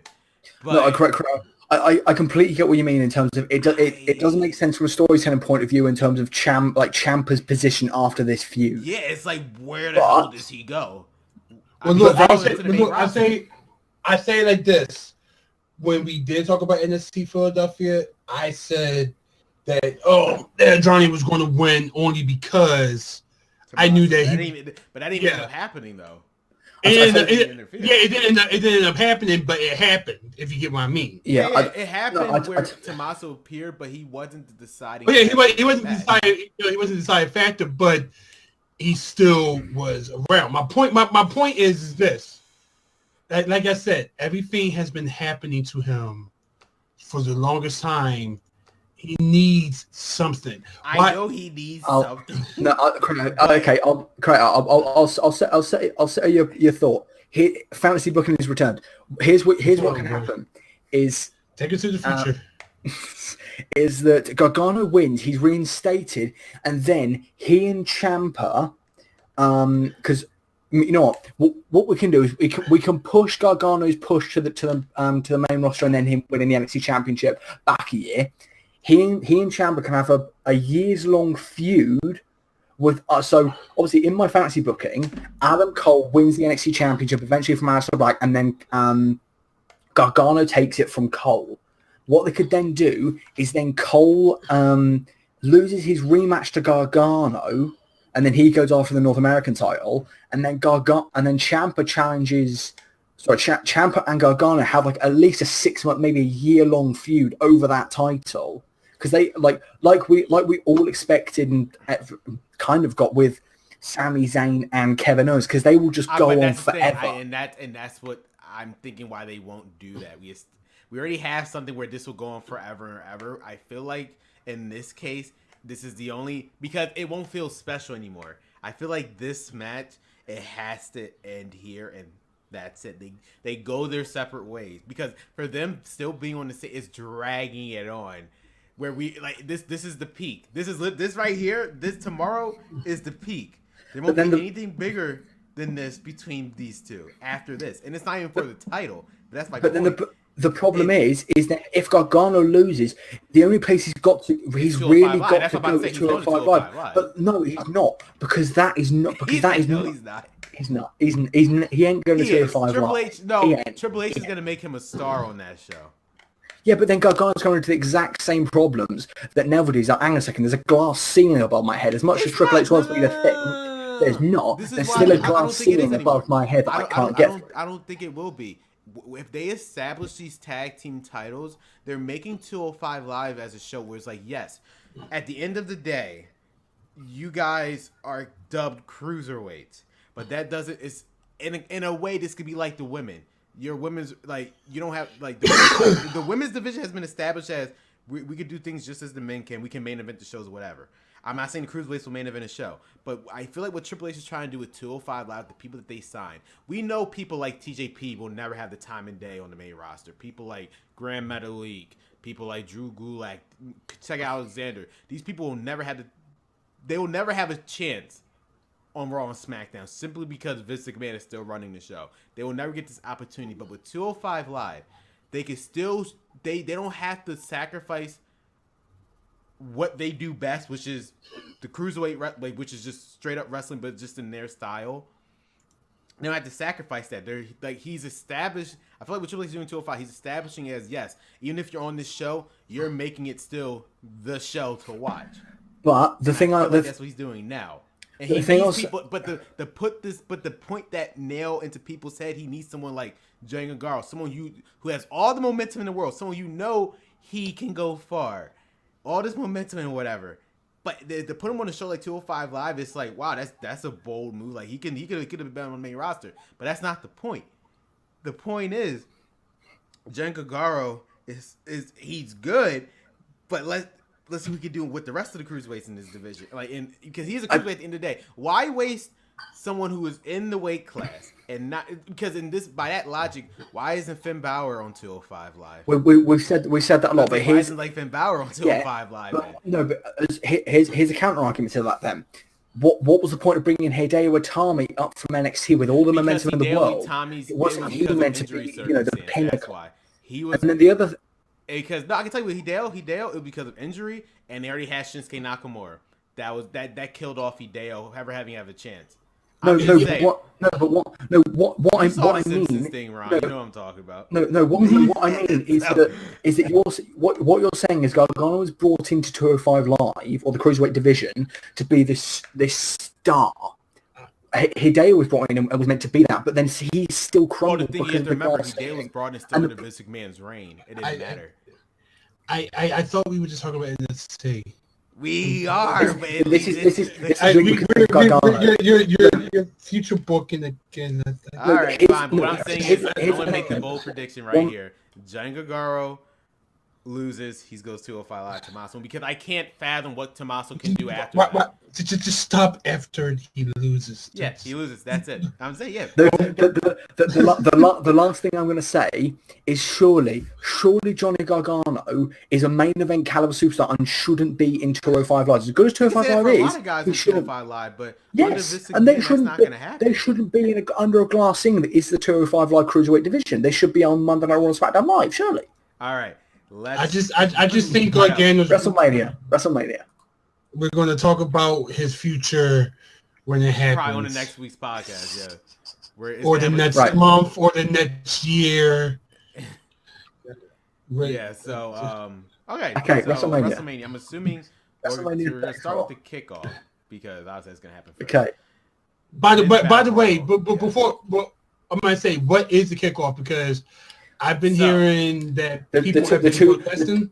The two battle royals on the cruiserweight and the cruiserweight championship. Sadly, you think that's going to be there? It is. No, it is. They confirmed it themselves. So much so that Drake Maverick on 205 Live said, "Tune in a little bit early so you can watch these two." Like he literally said that. Because people apparently has been protesting. They're trying to do the same exact thing.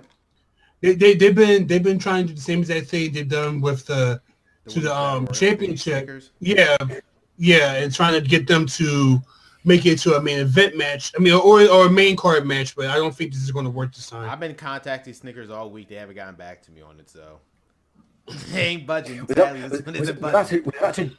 that to just force WWE to put the cruiserweight match on the main card, or was it to also to try and get yourself a sponsorship? I know I'm not sure they're for sponsorships at WrestleMania time. They've already got WrestleMania locked down. I'm not sure they want to sponsor a YouTuber at this time. I don't know. Yeah, I don't know what they're gonna do. I feel like there's a difference between trying to get your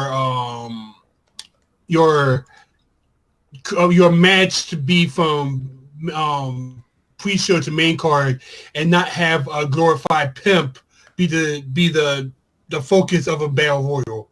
Well, here's my thing though. It worked last year. Let's not forget, people. The SmackDown women's match was meant to be on the kickoff show. That is true. Yeah, because of reactions, Dean Ambrose and Baron Corbin got screwed. I'm not. There's in no way am I saying you and I talked after WrestleMania. That should not have been on the pre-show. Those two are too good. At least Dean Ambrose is. But the fact is, the SmackDown Women's Championship had to be on the main card. And the reason people are protesting is because it's the main title for the women on SmackDown Live. With at least with the IC belt, as much as I love the Intercontinental Championship, as much as I love Dean Ambrose, who was the champion, that's the mid-card title. That's the upper mid-card kind of title. The SmackDown Women's Championship is the only title the women on SmackDown can get, so it deserves to be on the main card. And you're right. But, and you know should have been on a kickoff show then? John Cena, Nikki Bella versus Member Reese. There you go. Correct. You know goddamn well. I know, but that's the problem. But you see the situation we're in? Of course John Cena would have quit the company if he was on a kickoff show. You know goddamn well. That's you might as well just put John Cena on Superstars. I know at that point. But You know, that's my point. So but here's my if you're playing WWE 2K career mode, he's on Superstars along with Brock Lesnar. I know, because the game makes no sense. Yeah. I know. But as I was saying, Ron, as I was saying to Black earlier, this is personally to me, because of the way the story has been, I don't know if you agree with me or not, I feel like Alexa Bliss and Nia should have been on a kickoff show instead of a cruiserweight match. Because as of right now, which is literally 2 days away, Nia Jax has never established the fact that she wants the title. She just wants to beat up Alexa. My whole thing is, if you have a whole tournament dedicated to a championship, why is that not on the main card? While Nia Jax has never even mentioned once she wants the Raw Women's title. She just wants Alexa. Because as we stated earlier, the Cruiserweights have a glass ceiling, and it's the Cruiserweight Championship. They have a glass ceiling. Again, because this is still, at the end of the day, WrestleMania is Vince McMahon. So, of course, he would have been... So glass ceiling. Well, in terms of WrestleMania will always be Vince McMahon's regardless. So WrestleMania is a glass ceiling for Cruisers, yes or no? All right, but the Andre John Moore Battle Royal, who thinks gonna win? Black. I need to check who's even taking part. It doesn't even fucking matter. I have a theory. Yeah, I would like to talk about it. All right. Okay. I don't think any of those guys is going to win. The people that are announced. Yeah. So he thinks gonna win. Which one? I've been seeing here a returning Samoa Joe. No. It's I can tell you why, because he's going to come back on Monday Night Raw and challenge Roman Reigns for the Universal Championship, and they'll go at Backlash. No. Listen, not to be going off on your on future booking, but this is why. How is the future booking? It's Monday night. But no, we're talking about Sunday. Here's what all we know. Vince McMahon could blow up the stadium. There's no more wrestlers and there's no more WWE. Yeah, you know. That's what I was when he sees Shaq has decided he wants to WrestleMania again. Listen, wow. So look, this is what this is how I look at it. They will because here's the thing, Samoa Joe is still a big fucking deal, and he was actually going on strong until he got injured. Yeah. Okay. Yep. So here we are now. Where here we are now, he can just come right back, be right back where he never left, and he doesn't have to worry about working so much because you're in a battle royal. Number one, so just to be safe with him, you don't have to worry about him working so much. He can just sit back, let everybody else, and then come up out of nowhere, throw that person out, and he's done. Okay, not saying that because the whole thing of. Because another thing is that he is healthy, and so it's with Cass. It's just like last year. If Samoa Joe made his debut, you gotta remember Samoa Joe made his debut last year, as main roster, but it was just a tad bit too late for him before to be on WrestleMania. Yeah, to be on WrestleMania, and here it is now. He was trying to get on some sort of WrestleMania card. And and then everything got ruined when he got injured. But here he is now. And listen, if I'm him, I'm going to take anything I can to be like, all right, well, what? I agree with you to an extent, because what this could possibly be, because if you haven't noticed, they've been doing it with the women's battle royal as well. They could actually, despite it being on a kickoff show, you make it worth watching. Case in point, Sasha and Bayley. despite the being on the kickoff show, you wouldn't. This is still a storyline that you wouldn't want to see unfold. So with Samoa Joe coming back, this could establish the fact that, maybe this Andre Giant battle is actually worth watching. With someone as the caliber of Samoa Joe is willing to be in this fucking match, then. And like right now, because right now, the red carpet. Oh, let me put this on mute. So right now, the red carpet for the Hall of Fame is going on right now. I already see reports that Samoa Joe appears on WWE television. So okay, so that's not only even if they're not a main event, they appear at the red carpet because that's an event they have to appear at because it's such a big event. Now it's like the has access. Yeah, but here's the thing. So this is what he said. While being interviewed by Renee Young, Joe mentioned that he's been sidelined with an injury and has been working on recovery. But he has been keeping the kayfabe because he also said, Joe said it's good to be here at the Hall of Fame, and he has a date for the event. He also pointed out that Dean Ambrose couldn't make it. Joe also, but remember he's keeping it to the point of I injured him. Yeah. Okay, so it's like Joe also discussed. It's the fact that they continuously make him do it to Renee that it's just like, because I've stated before, I hate when WWE use people's like real life relationships. It's just unnecessary. It's just like, are you really that? Do you have that little like imagination to actually make a storyline that doesn't use someone's own relationship? It's like, and the fact they've repeatedly made Joe say stuff like that to, what was it? It was he said something like, interviewed by Renee on Raw, he's like, I've turned Dean Ambrose into a couch husband or something like that. It's just like you turned him into a housewife. Something like that. It's just like I remember. Yeah, I remember that. Excuse me, the pizza I just ate. But anyway, I think what he has said. This is my prediction. I think what he said was his way of covering the fact of saying how he's been working on recovery. I think he's ready. And I think he might return on Sunday. He might win the Battle Royal, and that'd be it from right there. Ron, you may be on to something because I just pulled up as of 7:00 p.m. These are the official betting odds for Anji and John Moy Battle Royal, and Samoa Joe is ranked second, and Big Cass is ranked first. So why would like, you, I mean, I don't think. Why would you bet on wrestling? I never got that. Huh? Why would you bet on wrestling? I've never got that. It's predetermined. You never guess it. That's the thing. That's perfect. The people who people usually most of the time they are. So betting odds are right. No, Ron, I can tell you why they don't because they had Daniel Bryan as the favorite to win this year's Royal Rumble. Well, that was a completely different. Somebody did that as a joke, but here's the thing when it comes to joke. It wasn't a joke because it was the number one most likely. It was like before the show appeared, he did get lowered, and then Shinsuke Nakamura got placed in number one. Before the actual thing. The show happened. Now here's the thing. Tomorrow those betting odds could be lower for Samoa Joe. True. But right now he's second. The things that people usually bet, it's the same as that thing like betting on any sports. You know, like right now, all right. So right now, I'm looking at Jeff Hardy. And where's Jeff Hardy at? He's coming back as part of the Woken Universe. I'm saying. I get his point.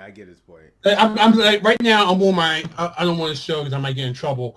But I'm on the other side of my screen because I have my main screen here. I got my TV here. I have the main event. Not the main event, the Hall of Fame one, and they just got finished showing Jeff Hardy. They were interviewing him, so that's why. So you all know now Jeff Hardy is here. He's on WWE TV, so he must be fine and not in trouble. We already knew that he was part of the Ultimate Deletion thing, wasn't he? Yeah, true. No, but I think what Ron's point. I think what Ron's point is, Black, is that they wouldn't be showing him on like TV.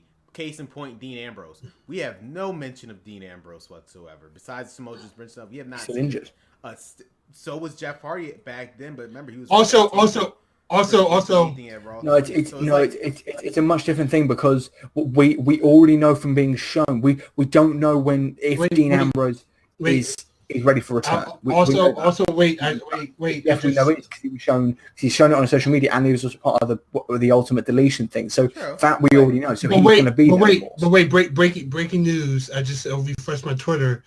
Per the WWE official Twitter, Jeff Hardy is here and cleared to compete. Very interesting. That's what they just tweeted. Let me look at it. Okay, anyway, on the official WWE account on Twitter. Gentlemen, I can officially confirm that the winners of the 2 Battle Royals are going to be Zack Ryder and Carmella.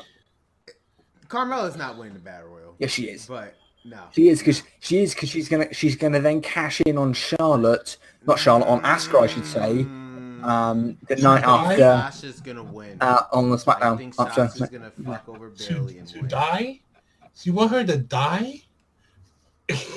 I think Sasha's gonna fuck over Bayley and win. I'm just saying.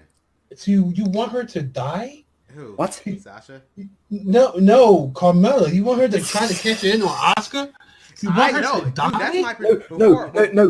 I'll tell you why she's gonna do it, because she's gonna run out with Natalya, and they're gonna both beat them down, and then Carmella's gonna cash in, win the title by dirty means. So technically, because then technically Asuka Street will still stand, and then later on after the defense, Natalya will go, hang on a minute, Carmella, I helped you win that title. I'm earned a match. All right. Boom. All right. That's how you then settle against each other. Before we get to that match, okay, fuck the women's and men's battle royal. At the end of the day, this means nothing. Zack Ryder and Carmella. Let's talk about the Cruiserweight Championship match. This is actually Cedric Alexander. This is actually important stuff. This is actually important. Yeah. Is it important? Because we're just waiting on the likes of Noam Dar, Jack Gallagher, and Neville to come back. So all right, but Black, who they're going to win it. Cedric Alexander, because I randomly chose between those two. This is actually really hard for me.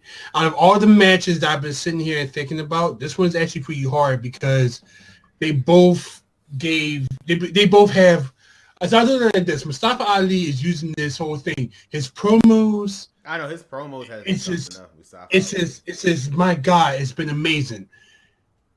And I also hate the fact of using the pity of Cedric Alexander being the fact of how he was supposed to have been champion by now. Yeah. Like by how many times?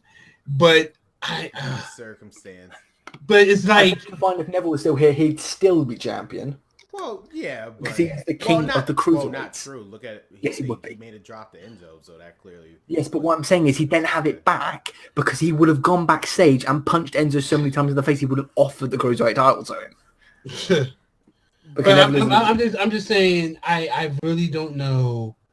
I you know what? I'm gonna flip a coin. In my head. That's literally what I've done in my head. I just went with that Cedric Alexander because this means nothing to me. No, this is a point for me. I'm a flip a coin in my head, and I'm going to say Mustafa. I'm going to say Mustafa. Okay, Creta. I want to say Cedric because at the end of the day, they do owe him this. Because the amount of times he's been fucked over. No, I'm saying the amount of times he's been. I don't. First, personally, I wish Grand Metalik was here, but that's a whole nother. Oh my God, he is here. No, to be fair, he got fucked in the first round. I don't care what you say, Ron. He got fucked over. To be fair, first round.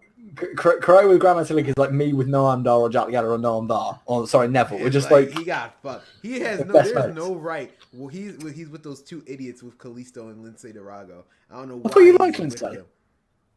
No, I'm just saying. No, Grand Metalik, he's that boy. But I'm just saying. But oh my God, how did Grand Metalik get into this? I thought we were just talking about Mustafa Ali. I'm just saying, but Cedric, I think they owe Cedric this.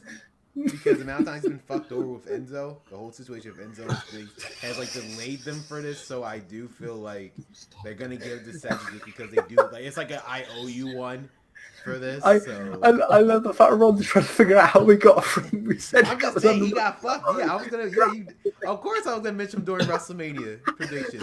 You know he's not on it. He got fucked. The very first. I will never forget that. Okay. If we're talking about people getting fucked, Noam Dar, if he wasn't injured, he'd have won this title already. Oh my God! Because he's a Scottish supernova. Oh my God! We'll let him get in the fight. But yeah, so Stream, I boy. like to apologize. I feel like we may have left turn to Albuquerque.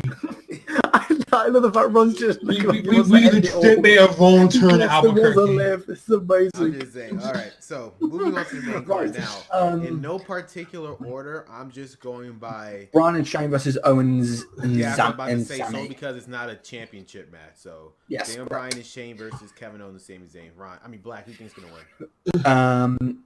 Sammy and Kevin with Shane turning on Brian. I mean, you had to back up your point there. And then on SmackDown, Brian kicks Shane's head off, but not using the flying headbutt because that would kill him. But mainly because this entire thing, as I said to you earlier, that no person in their right mind. I know we're talking about Vince McMahon; he's not in his right mind. But no one in professional wrestling would turn Daniel Bryan heel because there is no way this match is going down without shenanigans. There is no way in hell. Because this is what this entire feud has been built on, is shenanigans. And Bryan will be the face by this because he is Daniel Bryan and he is loved, and the fact he's just come back, and he will then at either Backlash or on a SmackDown kick Shane McMahon's head in, and then he'll go for the US title. Done. Future booking. And then he'll win the world title off of AJ Styles. All right, Ryan. Do you know what tomorrow's forecast is going to be too? Give me the lottery tickets. I say Your face is spectacular. It's like every time I get onto future booking, your face just goes like. I'm just like, oh man, it's nice to think about the future sometimes. Before I make my prediction, do you play WWE 2K18? What? Do you play 2K18? Yes, occasionally. Do you have a character known as the Future Booker? No, but I do use it to predict the arrivals of the likes of Zack Sabre Jr. and Will Ospreay and Marty Scurll of the WWE. So, right. So my prediction. I think Kevin Owens. Oh, you know what? I'm going to give you a future prediction. That's what I'm going to do. Here's my future prediction. Okay. I think Kevin Owens and Sami Zayn is going to win. Mm-hmm. And I think that even though they'll be rehired by SmackDown, they realize that the draft is coming up, and they're going to say, you know what? Screw SmackDown. That's a good shout. On the wall. That's a good shout, to be fair. Yeah. Fred, you look baffled. So it'll be the ultimate FU to both Daniel Bryan and Shane McMahon. Yes, we won. We won. We beat y'all. You're back on SmackDown. But screw you. We're going to Raw where we feel like we'll be a little more appreciated. That's a very good call. I would go along with that if I didn't already say my future booking that's already going to happen with Daniel Bryan winning the world title again. Yeah, I mean, I have to go count on Sami Zayn as well because again, based on the track record that Shane McMahon's been losing every WrestleMania, is just good. Yeah, I know Dan Bryan's on the team, but I'm just saying it's just the continued trend. I feel like Daniel Bryan. I also feel like Daniel Bryan doesn't really care about wins and losses right now. He's just happy to wrestle. So that's why I think with that being said, he has no problem with Owens and Zayn winning. He just happy to be back in the fucking ring. I'm just hoping he uses this match or maybe a few on SmackDown to like get his performance level back up, and then he just says fuck you WWE and goes and wrestles on Bullet Club All In. Guys, here's the deal. I'm looking at the time. We're exactly a half an hour.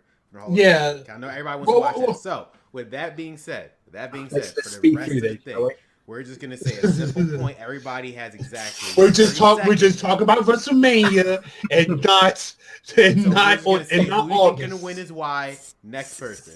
All right. So, right. Yeah. For the rest so of this, just make sure. The Usos versus New Day versus Bludgeon Brothers. Brock Lesnar versus Roman Reigns. We'll give some time for that, but. Okay. The rest of them. Usos versus New Day versus Bludgeon Brothers. I would say it will be just because it's not a championship match. Kurt Angle and Ronda Rousey versus Triple H and Stephanie. Go. Kurt and Ronda. Why? because Ronda's the UFC star and there's no way she's taking a loss in her first match. All right, Ron, go. Kurt and Ronda, because we need some type of UFC action now that UFC is canceled this weekend. Okay. Cheers, Pedro. But I think Triple H and Stephanie, because Triple H need to be built for John Cena and Greatest Royal Rumble. All right. But I'm dead serious too. I really think for something Triple H is gonna win. There's the mention of the future booking again. Ron's face is dropping. I thought we were just talking about Sunday. All right. I know. But yeah, Triple H fine. Triple H Stephanie's gonna win. But okay, the Usos, the New Day, and the Bludgeon Brothers. Ron, go. The New Day, because Monday they're going to Denny's. Go. Black, go. Bludgeon Brothers, because they need to be built up even further, and it's going to be one of those scenarios where they put the title on to try and get him over, but it won't work. So they'll just take him off them again in a few months to give him back to the New Day Usos. I believe the Bludgeon Brothers just because they released a new shirt. That receipt is impeccable. Okay, so this is two of them. Cesaro and Shane's Braun Strowman and question mark. Who you think is gonna be Braun Strowman's partner, but who you think's gonna win? So Ron, you go first. Who you think's gonna be Braun Strowman's partners first? Bitch Show. And who you think's gonna win? Being a fact of, if you've seen the Cultaholic video, and since you mentioned the Greatest Royal Rumble, is either going to be Strowman and Big Show only for them to lose later, or it's going to be Cesaro or the Bar again. Black. Who you think's gonna be Strowman's partner? Right, Strowman's partner is going to be Lars Sullivan after he fails in the fails in the ladder match, and then he will take the fall as Cesaro and Sheamus retain. I actually didn't think of that. All right. I literally just bought big men in the NXT since roster. I know it won't be Elias because he has performance, I personally think it might be Bray Wyatt. That's a good shout. Because just because something out of the blue, Bray Wyatt, just because. But I do think Cesaro and Sheamus are going to win. Yeah. Okay. Now, before I mention this match, I want to point out, because people don't believe me, right? You could go in the betting poll. Asuka versus Charlotte. Asuka is favored to win, but a few points under her is Carmella. I'm just saying. But with that being said, Ron, who you think's going to win? Y'all really want this white bitch to die? No, I'm just saying. But Ron, who you think's going to win? I say Asuka's going to win, but it's not going to be easy, and it's going to be one of the best matches in WrestleMania history. All right. Blimey. Black. Prediction. Who do you think's going to win? Asuka's going to win, and then a few weeks later, Carmella's going to cash in, win the title, and then Natalia and Carmella have a little feud. You really just want this white bitch to die? Asuka's going to win, but she's not walking out as champion. Carmella's cashing in on that night, I swear. And watch us talk about how it's right next week. Ron, Carmella's going to use her moonwalking to take the title. I'm telling you. He's going to cash in. And then Asuka is going to look at her. Did you see the wait a minute, I know we got to finish doing this. Challenge. Do you see the mismatch challenge? Do you remember when Carmella handed Asuka the L and Asuka went ape shit crazy? This time she's going to kill her. Hey, I think Carmella's walking out as champion. But okay, Alexa Bliss versus Nia. She's going to walk out the champion because she's going to buy a replica belt. Ron, who do you think is going to win, Alexa Bliss and Nia? You know what? I'm gonna go with what my dad says. I'm gonna say Nia Jax. Why? Because she's big for nothing. Give her a title. That's what my dad said. That's my thing's gonna win. Alexa, and then Mickey will turn face and feud with her. I guess. I say Nia because then she could feud with a heel Sasha. Yeah, good shout. Okay, Fatal 4-Way for United States title. Ron, who do you think's gonna win? For United States title. It's Randy. I'm going to throw a curveball here, and I'm going to say Mr. Rusev. That's not a curveball. That's a curveball because here's the thing. That's not a curveball because he is winning. Oh, you got him winning too. Okay. The reason why I got him. Rusev Day. Yeah, but the reason why I got him winning is because I really did not care about this match until Rusev got at it. And I think the majority of the day we thought so too. I need to. Sorry, Black, who you think's gonna win? Yeah, Rusev, because his t-shirt sales are off the charts. He's doing really, really well. He's great, and then he's going to turn face and be this Bulgarian playboy, and then he's going to feud with Bobby Roode, who's going to be heel. Just Sunday. I'm making a bold prediction. I think Jinder Mahal, because as a wise man once said, who doesn't like the sequel? Me. I don't want Jinder to ever have a title again. They would give the Jinder Mahal just because. No. But okay, so Miz, Rollins, and Balor. Ron, go. I think Balor.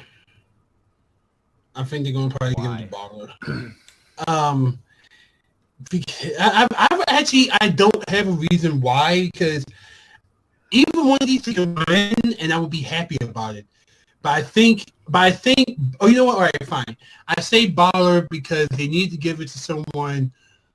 Because you need to give it to him because look, you were supposed to be champion anyway, and you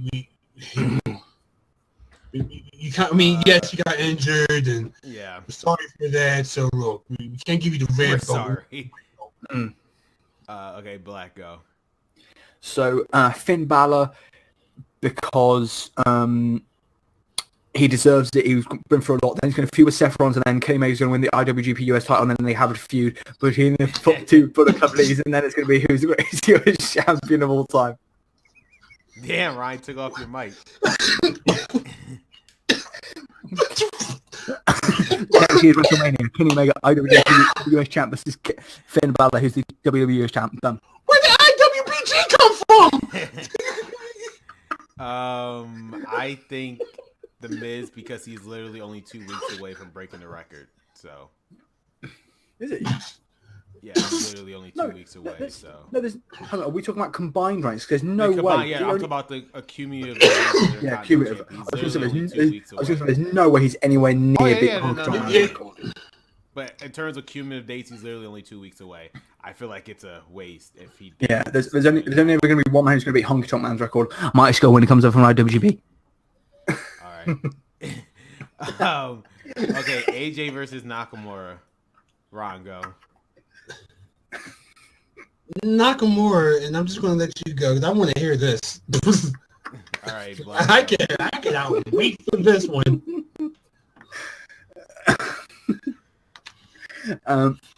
Shinsuke Nakamura, because he's going to be built up as the future of the company. And then Kazuchika Okada's going to come over with the IWGP Heavyweight Championship. They're going to have a feud, and it's going to be chaos. If Vince McMahon is dead, then sure. But this is going to become my gimmick on the show. It's just future booking, just outlandish stuff that ends up coming true. It's going to be Nakamura because Styles is going to Raw.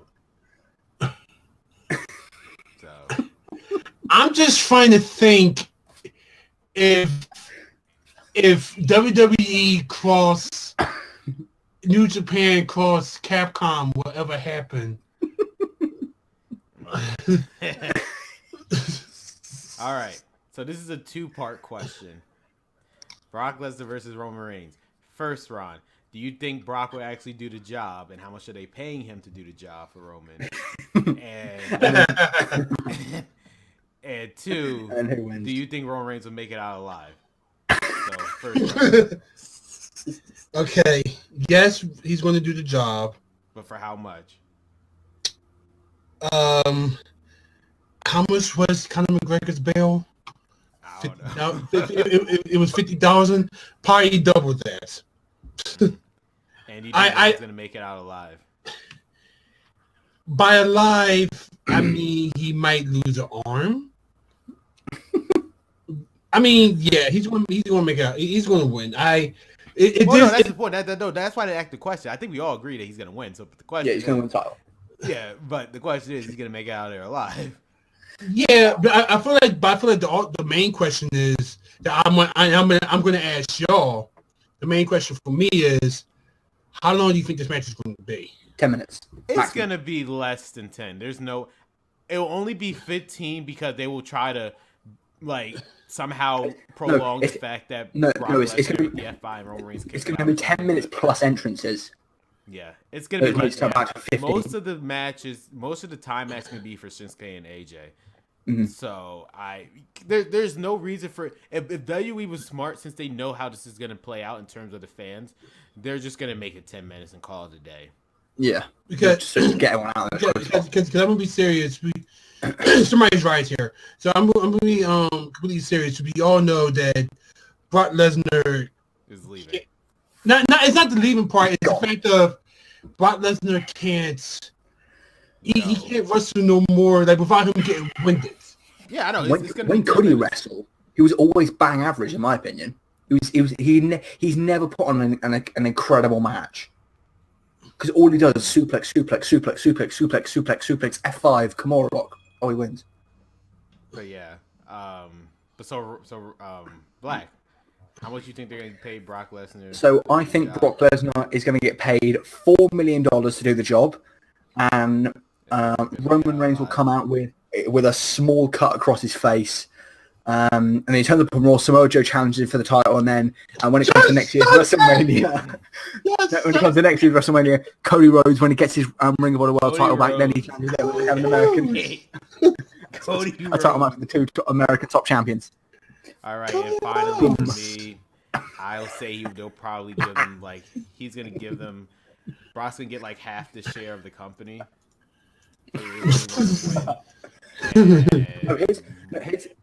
Roman's gonna have a black eye, so no. Here's a very realistic question we want to put to you guys before we end. Yeah, we're gonna end. Does Paul Heyman stay with WWE or does he leave alongside Brock? He'll be gone because there's a lot of rumors regarding it. He'll come back after SummerSlam probably, but he's gonna be gone. Because there is a TV show that is being written for him, but it's a question if he comes back. But he'll be back doing something, but he's gonna be gone for a while.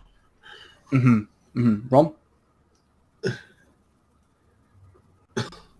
He has no words. Ron, what do you think? He put his thumbs up. I'm on the same lines as you, Craig. I think it will be. He might need to do his TV show and then. Well, okay. Like a match like Ronda Rousey or Asuka or someone like that. I think. And then Jim Cornette comes back and he manages someone like Jim Cornette. Whoa, now we're going too far. Now we're. I need to know where you. Okay. I have a wrestling mind. What can I say? I do too. I just. All right. I watch too much professional wrestling. Your mind is like Fire Pro Wrestling. You have all these save files, and you just like to bring up people. No, it's like my mind is like WWE 2K18. Once you fill up all 100 spots of your creator wrestler spots. I guess so. I feel like that's. Wow, he really did get his haircut. I think that Paul Heyman is just going to leave quietly, go home with his children, and just take a break. Because even though to the fact of, he doesn't go out often. Well, most people don't know, but Paul Heyman does go out more than he usually does, even if he's not with Brock Lesnar. He still does some. He still does some other things. I think Paul Heyman is going to take a break just as long as Brock Lesnar is going to not be in WWE.